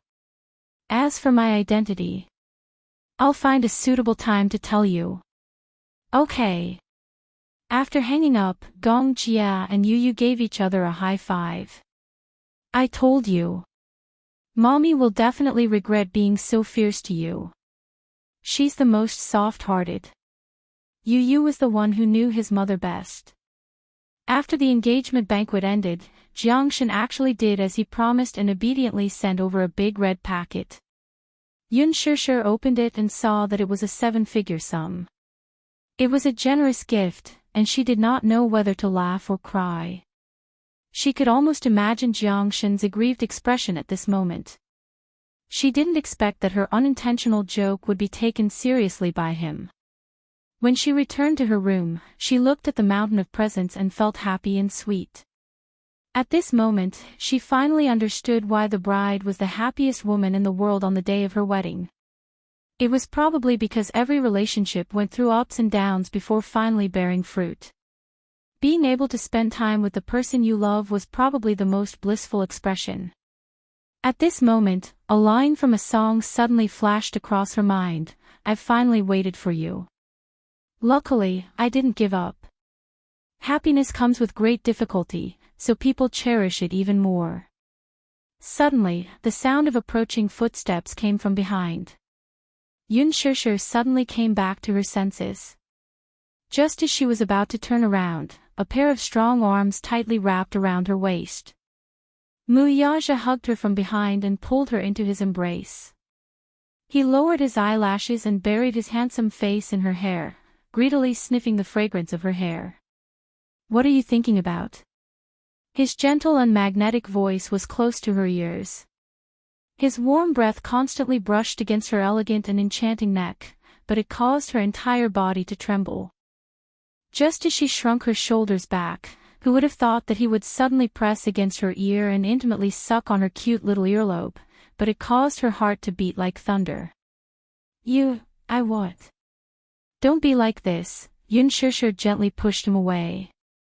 Being teased like this, she felt a little ticklish, so she rebuked, "You're making me itchy like this.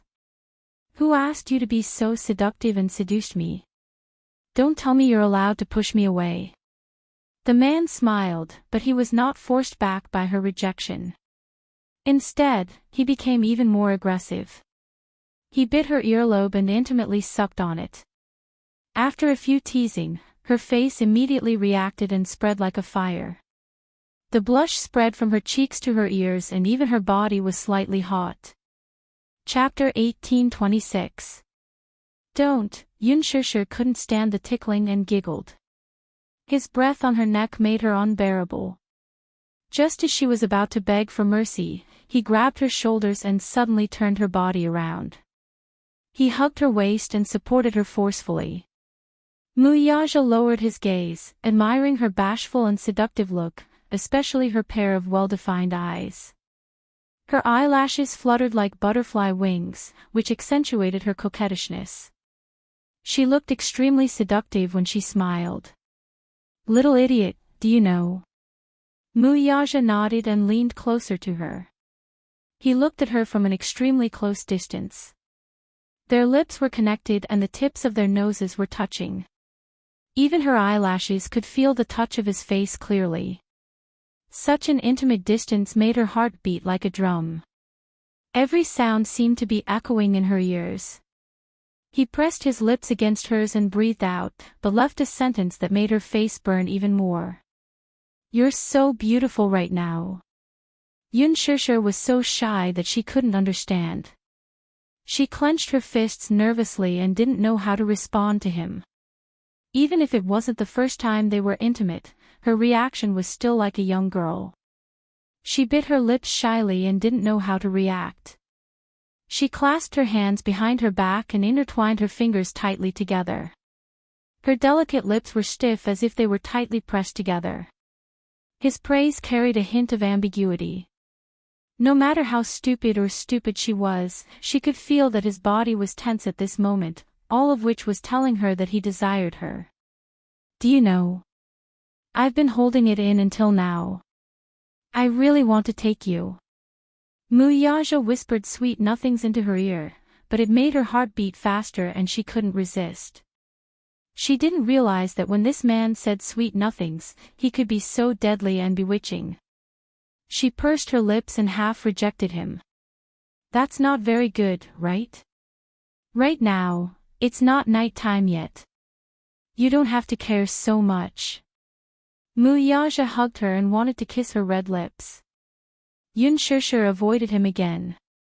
Looking at his urgent attack, she didn't know whether to laugh or cry. Wait.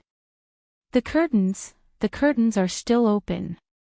She blushed as she looked at the wide-open floor-to-ceiling window in shock. She wanted to signal him to close the window. However, Muyaja was indifferent. He didn't care if the window was closed or not. He held her in his arms and couldn't wait to kiss those delicate lips that were silently seducing him. Once he kissed her, he couldn't bear to part. He hugged her tightly and couldn't bear to let go. The deep kiss made her blush. Window. Muyaja didn't have the patience to listen to her. No man liked to drag things out, especially when he had endured for such a long time.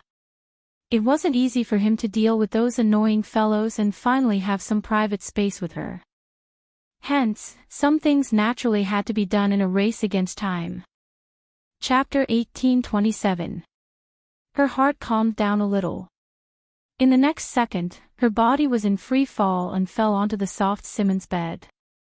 Because of the elasticity, her body bounced a few times and quickly sank into it. The man's tall body covered her and pinned her down, making her unable to move. Yun Shishir complained in grievance, "Woo! You're so heavy." Just as she finished speaking, she heard the man's low laughter. In the next moment, he hugged her and turned around. When she reacted, she had already switched positions with him.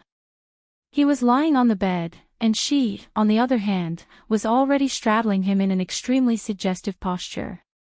A certain point coincidentally allowed her to clearly feel the slightest change in his body. It was menacing, but it made her heart beat like thunder. The man teased her and held her hand, intertwining his fingers with hers. He teasingly asked, "Looks like you prefer to take the initiative." When Yun Shishir heard this, her face became even hotter. Luckily, the room was dark at this moment, so the man did not see her embarrassed expression. She was not used to this position. Sitting on top of him like this made her feel very uneasy. It was inevitable that she was at a loss. In this aspect, compared to men's aggressive attacks, women were often more passive. It was difficult for them to take the initiative to conquer a man. To her, this was an even more difficult problem to overcome. However, Muyaja was extremely interested. He wanted to see how charming and enchanting it would be if she was on top. However, with this idea in mind, this woman was not enlightened. She was stunned for a long time and did not move. Muyaja reached out his hand and touched her cheek, across her shoulder and neck. At the same time, he easily untied the silk sash on her back. The gown immediately slid off her shoulders, revealing her chest. She lowered her head and helplessly bit her lips. She was at a loss as to what to do. Her helpless look made him laugh. "What, you don't know what to do?" The man's question made her even more embarrassed and at a loss. From the beginning to the end, she lowered her head, not knowing how to respond or what to do. The man chuckled and said, "What an idiot." Taking advantage of the situation, he took off her clothes and climbed onto her shoulders and neck. Then, he moved his hands all the way down, carrying out a mysterious exploration. Yun Shishir bit her lips. Her face was so hot that it was about to burn. He took off the gown on her body, and the beauty in front of him was almost unobstructed. She didn't know what to do, so she could only freeze and let him explore her body. When he went deeper, she couldn't help but feel a little helpless, so she couldn't help but tense up. The man's evil charming smile, loved her so shy appearance, kissed her lips, pried open her lips, with a strong offensive, all the way to the deep invasion. She involuntarily moaned. When she came back to her senses, she realized that she had involuntarily moaned. However, she felt even more ashamed and covered her mouth. It was a little embarrassing. Why couldn't she hold it in? How could she? The more she thought about it, the more embarrassed she felt. "I like it." He kissed her soothingly. "I like your voice. You're not allowed to suppress yourself."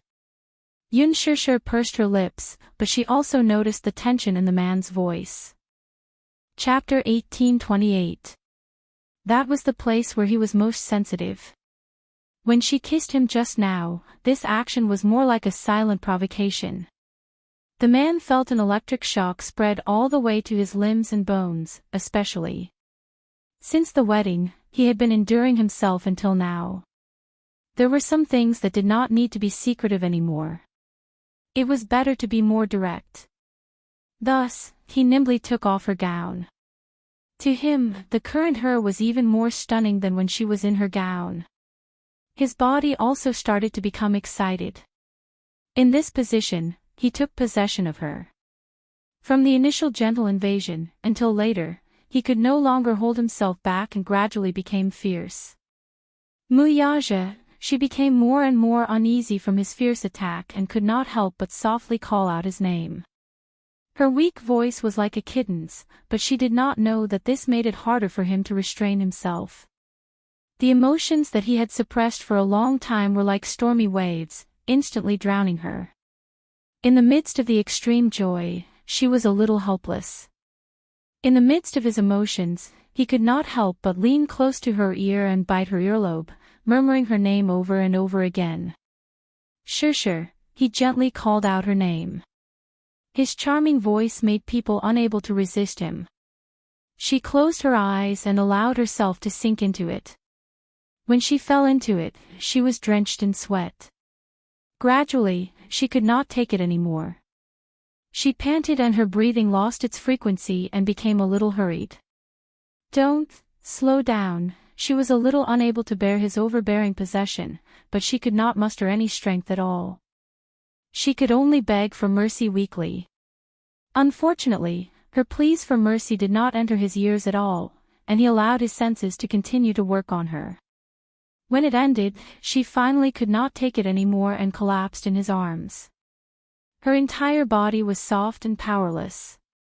She nestled in his arms and panted hurriedly like a patient who could not breathe on her own. He looked at her and felt that her current appearance was both cute and funny. It was just one round, but she was so disappointing that she collapsed. He really did not know what to say about her. "Didn't I tell you to train more? You're so weak." He scolded her in dissatisfaction, but his tone couldn't hide the adoration. She was panting, but her entire body was in a daze. Whatever he said, she couldn't hear a single word as she focused on regulating her own breathing. Muyaja didn't know whether to laugh or cry. He also couldn't bear to torment her anymore. He hugged her and fell on the bed, constantly stroking her back. He knew that she probably didn't sleep well last night. That was why he was in such a sorry state when dealing with matters of the heart. He hugged her, his fingers going through her hair as he pulled her head into his embrace. Even if there was a part of his body that was not satisfied yet, he could not bear to take her anymore. There was no hurry to continue once she recovered her strength. He couldn't torment her too much. The next time this stupid woman saw him, he was afraid that her legs would go weak. Under his comforting words, her breathing gradually calmed down. She leaned against his chest and closed her eyes. Just now, for a moment, she felt that her brain was short of oxygen and her entire body was floating in the clouds. This man, in this aspect, was extremely strong. He always had the ability to torment her until she fell apart. At that time, he was sitting back and admiring her seductive posture. The more he looked, the more he couldn't bear to let go. Chapter 1829. Suddenly, there was the sound of footsteps outside the door.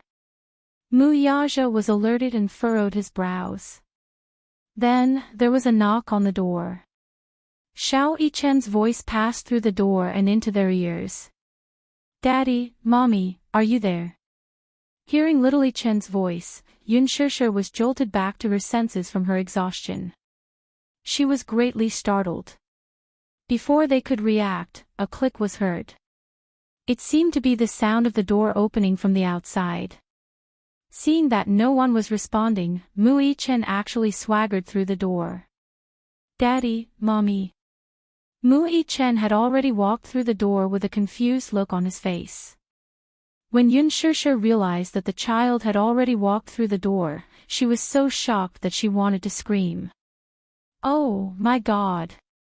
Why wasn't the door locked?" Muyaja, on the other hand, was extremely calm as he pulled the blanket over her body. He, on the other hand, elegantly covered himself with his suit jacket. He was considered fully armed. He didn't make a sound, but he didn't expect that Mu Yichen didn't walk in at all. The room was divided into two areas. One was the walk-in closet and the living room, and the other was the bedroom. The two areas were separated by an arched door, and the bedroom was at the innermost area. Therefore, when Mu Yichen walked in, he first walked around the living room. When he didn't see anyone, he said, "Oh," and turned to leave the room. How could this naive little fellow have guessed that at this moment, his daddy and mommy were having some kind of friendly conversation? However, due to his good upbringing, he didn't take another step inside. After all, he had been taught etiquette since he was young. When he entered someone's room, without the owner's permission, he would never step into the bedroom. Therefore, he didn't even walk into the bedroom. When he saw that there was no one in the living room, he went straight out. He closed the door on his way out. Yun Shishir's heart finally settled down. It seemed like it was a false alarm. After being frightened by Mu Yichen, he broke out in a cold sweat. Muyaja lowered his eyes and saw that she was still in shock. He couldn't help but laugh and pinched her cheek. "This one won't be scared. What a coward." Yun Shishir glared at him angrily. He still had the nerve to say that. She was so angry that she was speechless. She hit him on the shoulder and said coquettishly, "Why didn't you remember to lock the door when you came in?" "I forgot." When he opened the door and saw her back, he was completely mesmerized. How could he remember that the door was unlocked? He was only looking at her.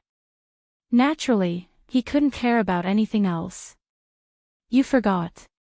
Yun Shishir didn't know whether to laugh or cry. If the child came in just now and saw such a scene, how awkward would that be? His casual remark about forgetting to lock the door gave her quite a scare. Muyaja, however, did not seem to realize his mistake at all. "It's fine. He doesn't know." Yun Shishir was speechless. This son of his didn't know anything about the matters between men and women. If he walked in and saw them, he would probably only blush, but he wouldn't know what they were doing. Yun Shishir didn't know what to say to him. "Go and lock the door," she urged. Muyaja smiled playfully and caressed her burning cheek. "Lock the door? Why? You still want to?" Chapter 1830. However, Muyaja wanted to tease her. Therefore, even though her cheeks were unreasonably hot, he still said, "If that's not what you mean, then what do you mean? Aren't you just worried that if the door isn't locked, you'll be disturbed again?" Yun Shishir was embarrassed to death by him. She immediately pushed his shoulder and glared at him, but there was a hint of wanting to say something. "You're bullying me. This life can be considered to be in your hands." She was angry, but the corners of her lips gradually lifted into a smile. She was at her wit's end when it came to this man's occasional bad taste. It was obvious that he was making fun of her. However, she was very thin-skinned, so she couldn't do anything to him. He hugged her, but smiled. "What do you mean by your life is in my hands? You sound so wronged when you say that. Isn't that so?" Yun Shishir pouted coquettishly. "All right. Whatever you say, it's the law." Muyaja hugged her and coaxed her softly, magnanimously not caring about her quick tongue. He got off the bed, went to the door, and locked it. Yun Shishir's heart finally settled down. It seemed that if the door wasn't locked, she wouldn't feel safe. Muyaja turned around. As he moved, the suit on his body suddenly fell to the ground. In an instant, his perfect figure, which was like a sculpture of a god, was exposed to the air. But he didn't feel embarrassed at all, so he walked over in such a grand manner. Yun Shishir glanced at him. Her gaze fell on his golden ratio figure, which was comparable to an international model's. His sexy abs and mermaid line were filled with an extremely seductive aura. Especially that pair of strong and powerful arms, which made him even more beautiful and suffocating. As she looked, her face couldn't help but turn as red as blood. Even though the two of them were already considered intimate, at this moment, she still felt her face burning when she looked at his naked body. Muyaja saw that her deer-like gaze was fixed on him from beginning to end. The corners of his lips curled up slightly, but he smiled playfully. "Have you seen enough?" Yun Shishir was stunned. When she came back to her senses, she met his mischievous eyes. She pursed her lips. "You should put on your clothes." "Wear clothes?" Muyaja smiled wickedly. "I thought you liked it. Seeing you staring at me like that, I thought you liked it." Muyaja. He was making fun of her again. Yun Shishir was so angry that she was at a loss for words. In the end, she was so angry that she laughed. He walked forward and hugged her. At that moment, he was extremely greedy for this brief moment of warmth between the two of them. The two of them fooled around on the bed for a while. Yun Shishir was tossed around by him until she was exhausted. As a result, she actually fell asleep in his arms. Muyaja saw that she was so tired that she fell asleep. He didn't want to disturb her. He folded the quilt for her, kissed her forehead, and left the room. At this moment, it was already close to evening. When Mu Yaja walked out of the room, Lu Jinyu and Jiangshan had already been waiting for him at the door for a long time. When they saw that he was fully dressed and looked energetic, the tacit understanding between the brothers made them immediately feel the subtle changes in his body at this moment. It seemed that boss and sister-in-law had returned to the room and must have had a good time. Chapter 1831. In his impression, Mu Yaja had always been an ascetic man. Little did he know that his boss was actually a man who was passionate on the inside. On the surface, he looked dull, but deep down, he was still very, ahem. It could only be understood, only understood. Jiangshan put aside these random thoughts and walked up to him. He then whispered a few words into his ear. Upon hearing this, Mu Yaja nodded and pursed his thin lips slightly. There was a medical center in the castle that was set up for emergencies. When he was preparing for the engagement ceremony, he had considered the possibility of an emergency, so he specially deployed a medical team from the island. He did not expect it to come in handy. At this moment, Mu Linfeng was in a rather bad mood. When Mu Yaja arrived, Mu Shumin was lying on the bed with a pale and lifeless face. His face was unbearably swollen because of the blood clots, especially the corners of his eyes and mouth, which required several stitches. Although the wound would heal, it would inevitably leave a scar and there was a risk of disfigurement. It was said that Mu Shumin had a few broken ribs and his nose bridge was also broken. Gong Jie's subordinates were vicious and merciless. They did not hold back when they attacked, and it was obvious that they wanted to kill her. Mu Yaja had the ability to stop him, but he did not do so. Mu Shumin could not blame anyone for his current state. His mouth had offended someone he should not have, so who could he blame? When Mu Linfeng saw him, his heart was in a mess and he had nowhere to vent his anger.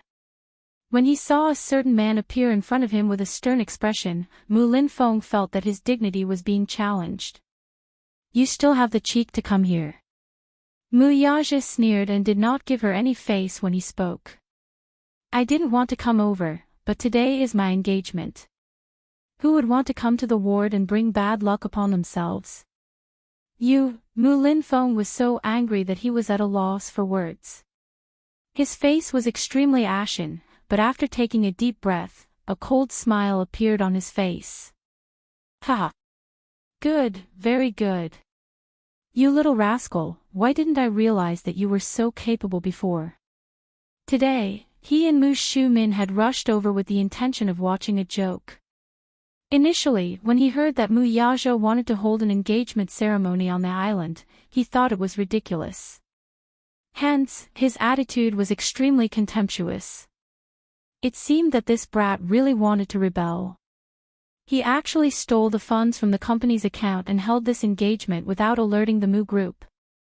It looked like he had turned a deaf ear to his words. Under Mu Linfeng's orders, Mu Shumin even went to check the financial group's account, but in the end, she made a huge blunder. Mu Yaja had never used any funds in the Mu group's accounts. Most of the funds were from the financial groups. It was surprising that Mu Yaja did not use a single cent from the family's accounts for such a big matter. Initially, when he said that he wanted to marry Yun Shishir, Mu Linfeng was furious and said that if he had the ability to get married, he should not use a single cent of the Mu family's capital. Mu Yaja agreed immediately, but on the surface, he seemed to be dismissive.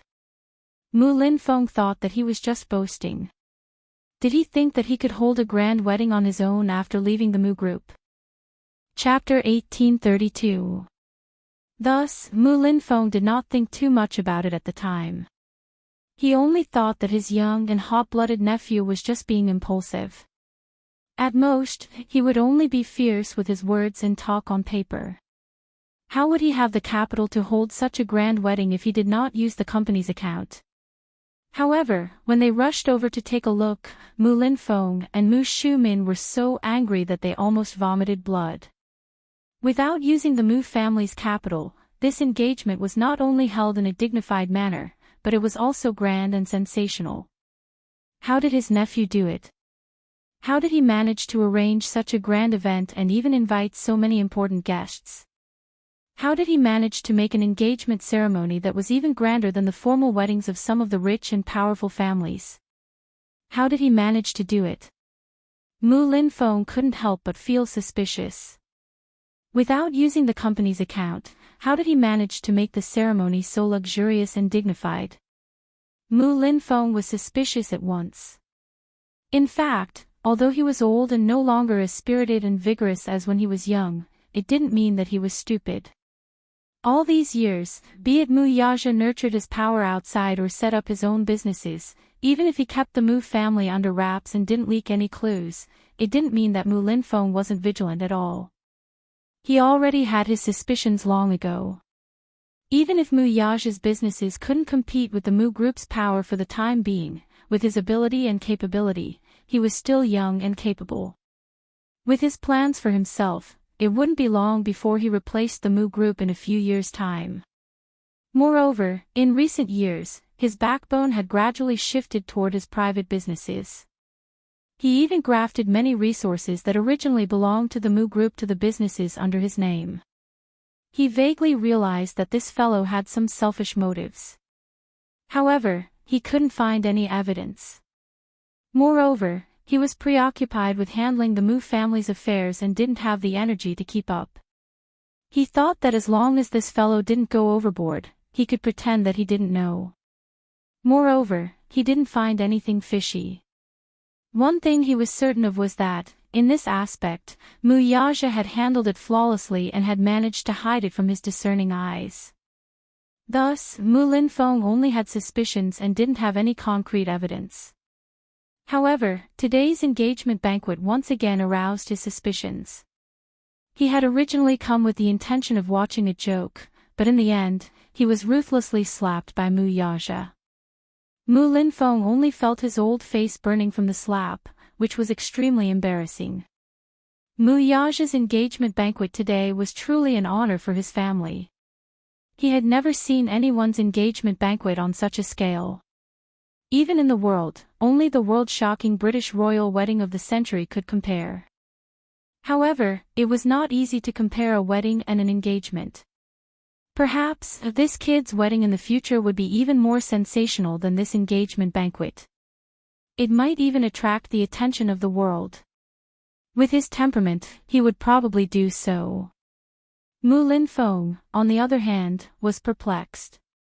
He did not know where the young man got his strength from to be able to do this. Chapter 1833. Could it be that this brat had gone to the extent of borrowing money to support this event? Judging by the looks of it, this engagement banquet could not have been held without spending tens of millions of yuan. Could it be that he had owed tens of millions of yuan just to fulfill a promise and for this woman? However, he was not in the mood to care about this at the moment. The biggest surprise at this engagement banquet was that mysterious man. Mu Shumin was ruthlessly taught a lesson at the engagement banquet. However, Mu Linfeng knew that this had nothing to do with anyone else. It was purely Mu Shumin's own cheap mouth. Mu Linfeng admitted that he had always felt that Mu Shumin was not a calm person. She did things in a high-profile manner, especially when she spoke fiercely and aggressively. It was easy for her to cause trouble from her mouth. Maybe it was because she had always been the core member of the Mu clan, so she was used to looking down on others. After all, the Mu clan had a prominent position in the capital. It could be said that the Mu clan was a prestigious clan that could cover the sky with one hand. Which clan had the ability to compete with the Mu clan? However, one had to remember that there was always someone better out there. It was not that there was no one who was more powerful than her. Today, he had really been slapped in the face. While Mu Linfeng was furious, he also felt that he had been utterly humiliated by Mu Shumin. However, that brat was a little too arrogant. His words of flattening the Mu family overnight still left a lingering fear in his heart. What kind of monstrous power did this brat have to be able to say such words? Mu Linfeng was attentive and heard that sentence, "I want her life. She bullied my sister and deserved to die. Otherwise, do you think that the Gong family can be bullied by any Tom, Dick, or Harry? Mu family. Who do you think you are? Do you think that the Mu family can do whatever you want and bully others? I'd like to see if the Mu family or the Gong family is more capable. The Gong family. Mu Linfeng was stunned at that moment. He could tell that this young man's features were similar to Yun Shishir's and that they were related by blood. The two of them were probably siblings and had a close relationship. However, this man's self-introduction and provocation of the Mu family's reputation left him in a state of shock. The Gong family. Mu Linfeng knew of such a family. The Gong family of North America was a huge Chinese family that controlled a world-renowned arms group. Although he was unwilling to admit it, the Gong family's power was more impressive than the Mu family's. The Mu group was powerful because it had the support of Juanfang. It had been established for 100 years, and its roots were deeply rooted.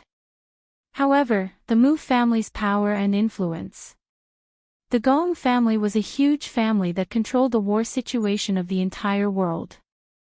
No matter who was involved in the Gong family's internal affairs, they would not take the Mu group seriously. However, this brats of course. Could it be the Gong family that had a thunderous reputation? That meant, Yun Shishir is related to the Gong family. Mu Linfeng says if they offended the Gong family, it might not be a good thing for Mu group. Who is that man? Mu Linfeng questioned him. Who are you talking about? The man who gave the order to beat Xu Min into such a miserable state. Who else could I be talking about? Chapter 1834. Mu Yaja smirked. As you can see, that man has a powerful background. Auntie has offended him. Not only did she suffer today, but her life may also be in danger in the future. I can only hope that he doesn't take this matter to heart. Given that rascal's character, he'll bear grudges against anyone who touches his sister. Mu Linfeng's heart skipped a beat. Even he said so. It seemed that the man's identity was as he had guessed. It seemed that he was indeed from the Gong family. It seemed that the feud between the Gongs and the Mus was unavoidable. At the thought of this, Mu Linfeng suddenly felt a little resentful. This Mu Xumin was always stirring up trouble for him. Usually, he could ignore those small fries, but this time, she had offended a big shot. How could he not be angry? Now that Mu Xumin was still unconscious in bed, she did not know how big of a mess she had gotten into. In the end, would he not have to take responsibility for it? However, did Mu Linfeng not think about it? Could he really do it? What puzzled him the most was when did Yun Shishir get in touch with the Gongs? Was she not the Yun family's adopted daughter? Could it be, was she an illegitimate daughter of the Gongs? This was not impossible. Mu Linfeng was no stranger to the Gong family. Speaking of which, the Gong and Mu families had some history with each other. The head of the Gongs, Gong Shaoying, had some personal grudges with the Mus. Mu Linfeng also had some inkling of the past between Gong Shaoying and Mu Xing. Hence, the Gongs were an extremely fearsome existence to the Mus. Could it be that Yun Shishir was Mu Wanru and Gong Shaoying's daughter? At this thought, he felt even more restless. Mu Yaja glanced at Mu Xumin and expressionlessly said, when she wakes up, second uncle, take her away from here. Don't let her spoil our mood. His words were a little hurtful. The corners of Mu Linfeng's lips twitched violently. He looked at him sharply like an eagle and sneered. Are you chasing us away? It's not that chasing is so unpleasant to hear. It's just that it's a little inappropriate for you guys to appear here. Now that the Gongs are here, second uncle, don't tell me you want to make a big scene. You! Mu Linfeng slammed the table and stood up, pointing at him and scolding. You be ****. Which side are you on exactly? No matter what, she's still your aunt. It's fine if you don't care when she's being bullied right under your nose. But now that she's injured, not only do you not care, you even chase us away. Is this appropriate? I'm not on anyone's side. He only stood by his lady. Whoever bullied his wife's wife was his enemy.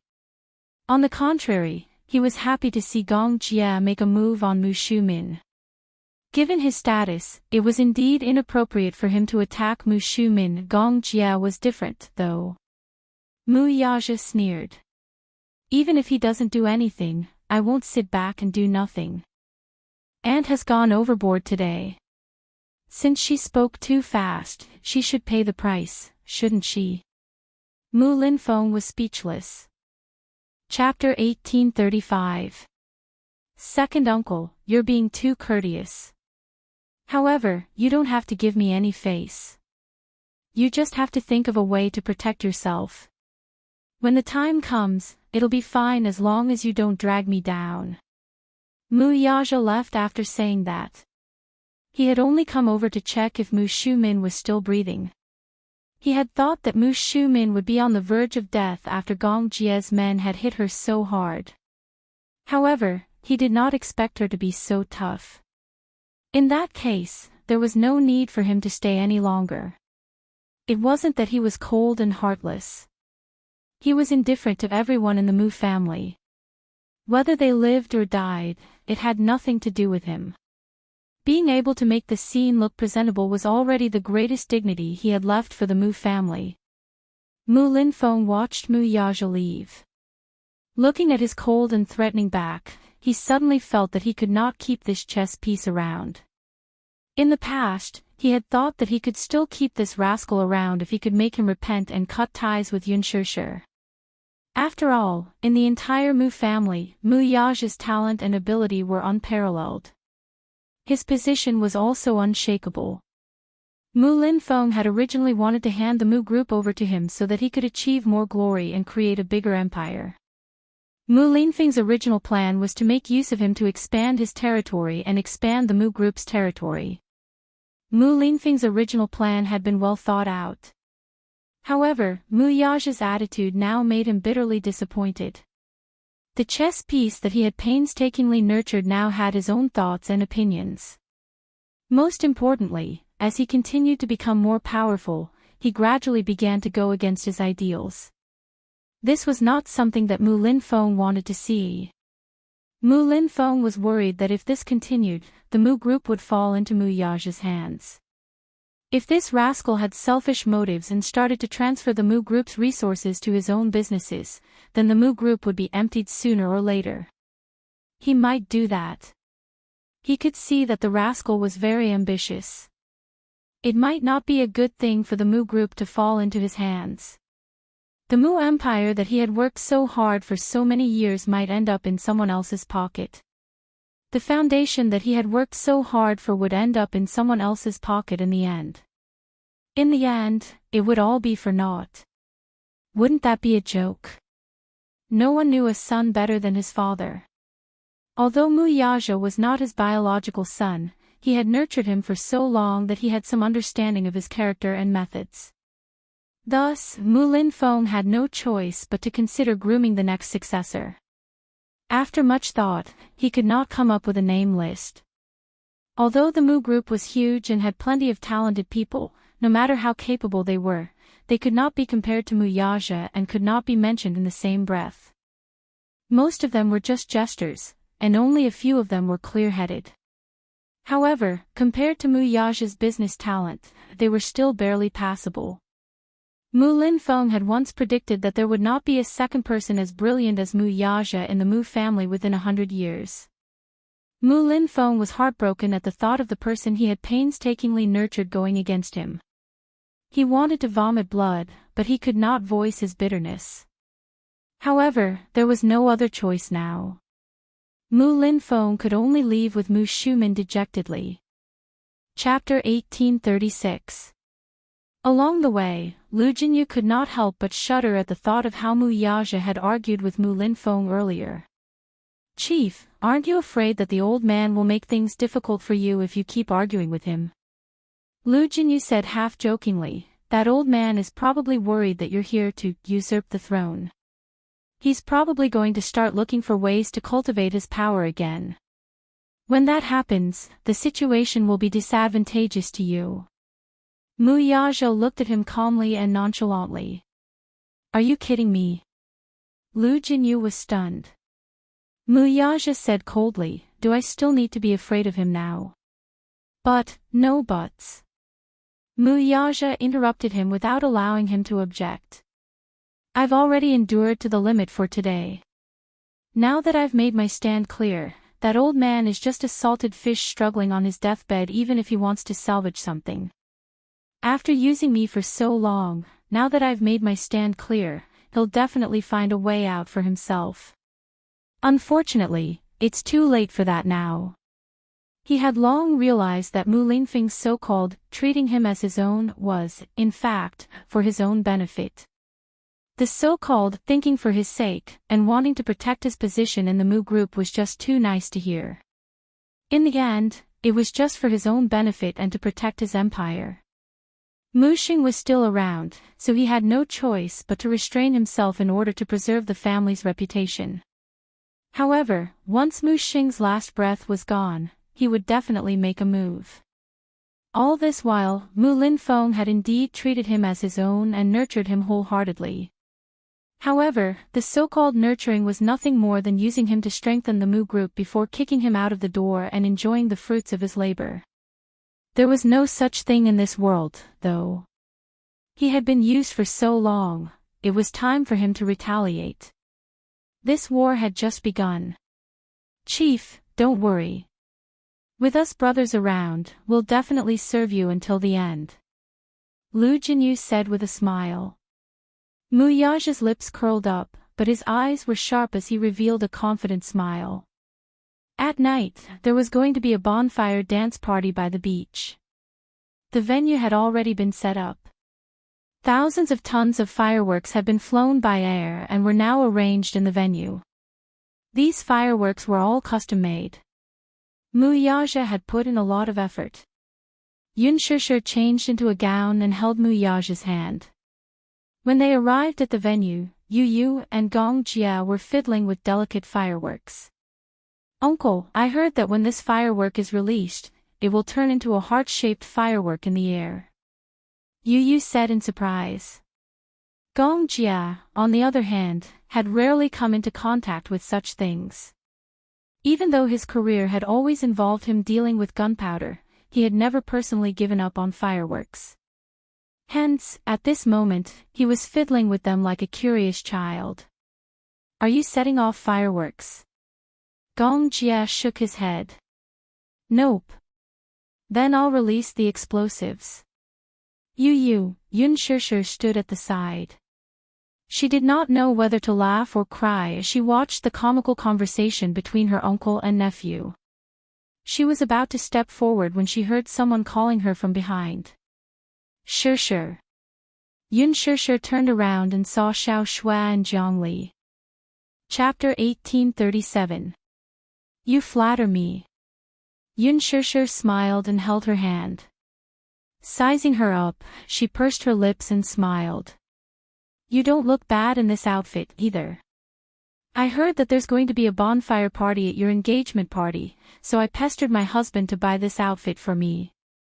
It's Chanel's new winter collection, and it costs a few thousand yuan.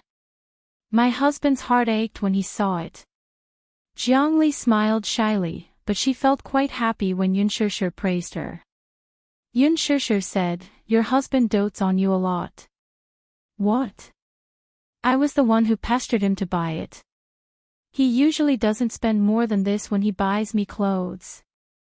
Jiang Li exaggeratedly raised a finger and sighed helplessly. It's rare for him to spend so much money, so I really envy you a lot. There are times when I really envy you. Look, why are you so lucky to be able to meet such a good man who pampers you like a little princess? As she spoke, she glanced at Mu Yaja with a blushing face. For some reason, she did not dare to look straight at this man who was as handsome as a god. Mu Yaja laughed. I only have one wife. If I don't pamper her like a princess, what if she runs away in anger? His humor made Jiang Li laugh heartily. At the same time, she was even more envious of Yun Shishir's good fortune. However, this envy was different from the jealousy of Yun Qinli and Yun Qingmiao. She, too, was sincerely wishing them well.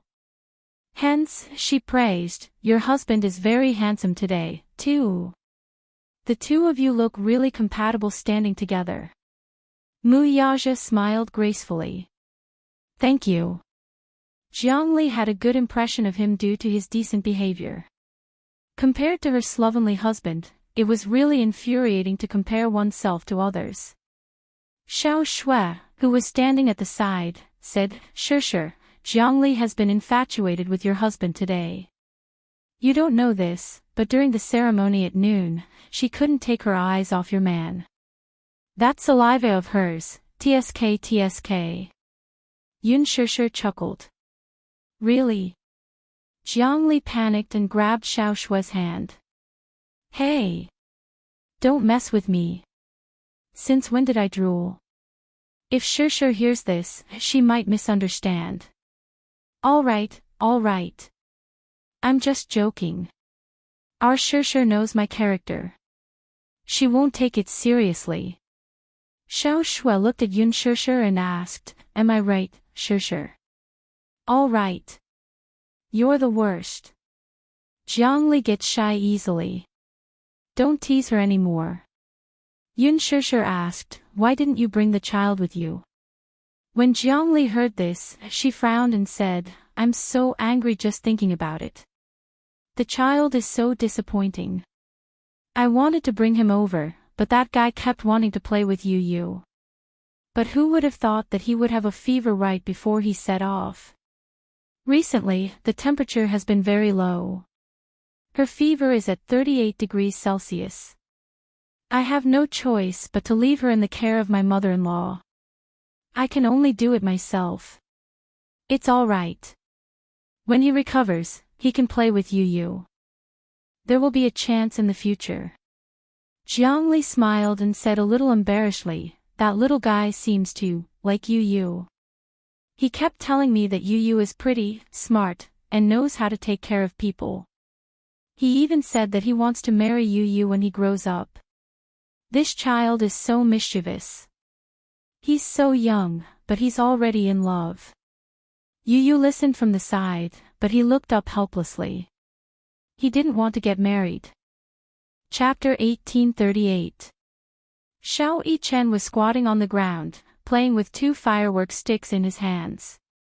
When he heard the adults teasing each other, he could not help but perk up his ears to listen. Jiangli looked at Yu and Xiao Yichen with envy in her heart.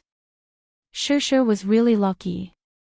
She had a husband who doted on her power, and 2 cute little fellows who were as obedient and sensible as elves. She was really a winner in life. She was very envious, but there were some people and some things that could not be envied. Yun Shishir smiled as she listened. She could tell that Jiang Lixing's cute little girl liked Yu very much. She could tell from the time they were together at the Fairy Tale Valley amusement park. This little girl was always following Yu and calling him a big brother. She was chattering non-stop and would not stop pestering him. Actually, she was more reliant on Yu. Although Yu was only 7 years old, he was more mature and sensible than many teenagers. He knew how to take care of people and gave people a very reliable feeling. When Yu was very young, she paid attention to the child's upbringing. Hence, under her training, Yu was very sensible, especially towards girls and young children. He was very gentlemanly and knew how to give in to others. The children all liked him. Among the children, he was especially famous as the king of the children. Hence, she smiled and said, "He's a child. He's so young, so how would he know about love? He doesn't even know what marriage means." In the children's world, love is a very pure thing without any impurities. Although our Yu is 7 years old, he's always very sensible and considerate. He's very gentlemanly to girls, so many girls like to play with him. However, this child doesn't seem to like playing with other children. He's been very clingy and dependent on me since he was young. That's because mommy is the person I love the most. Of course, I want to stick to mommy, Yu Yu said self-righteously. When Xiao Yichen saw this, he immediately puffed out his chest and expressed his attitude. I love mommy too. Jiangli was amused by the two children's innocent words. She looked at Yun Shishir enviously and said, Shishir, I'm so envious of you. These two children are really too cute. Why don't I exchange with you and let Yu be my son and Qian Qian be your daughter? Before Yun Shishir, as if he was facing a great enemy. He pouted and said pitifully, I don't want that. I only mommy. Yun Shishir. It was obviously a joke to tease the child, but this child actually took it seriously. Jiangli, on the other hand, felt awkward when she heard this. Her lips twitched as she forced a smile. Squatting down, she reached out to hug Yu Yu in disappointment and deliberately tried to curry favor with him. Yu Yu, can you be Auntie's godson? Yu Yu, on the other hand, hugged his mother's waist tightly, unwilling to be hugged by her no matter what. Jiangli was both embarrassed and amused. She looked up at Yun Shishir and teased, You're such a clingy child. He doesn't even want me to hug him. Mommy.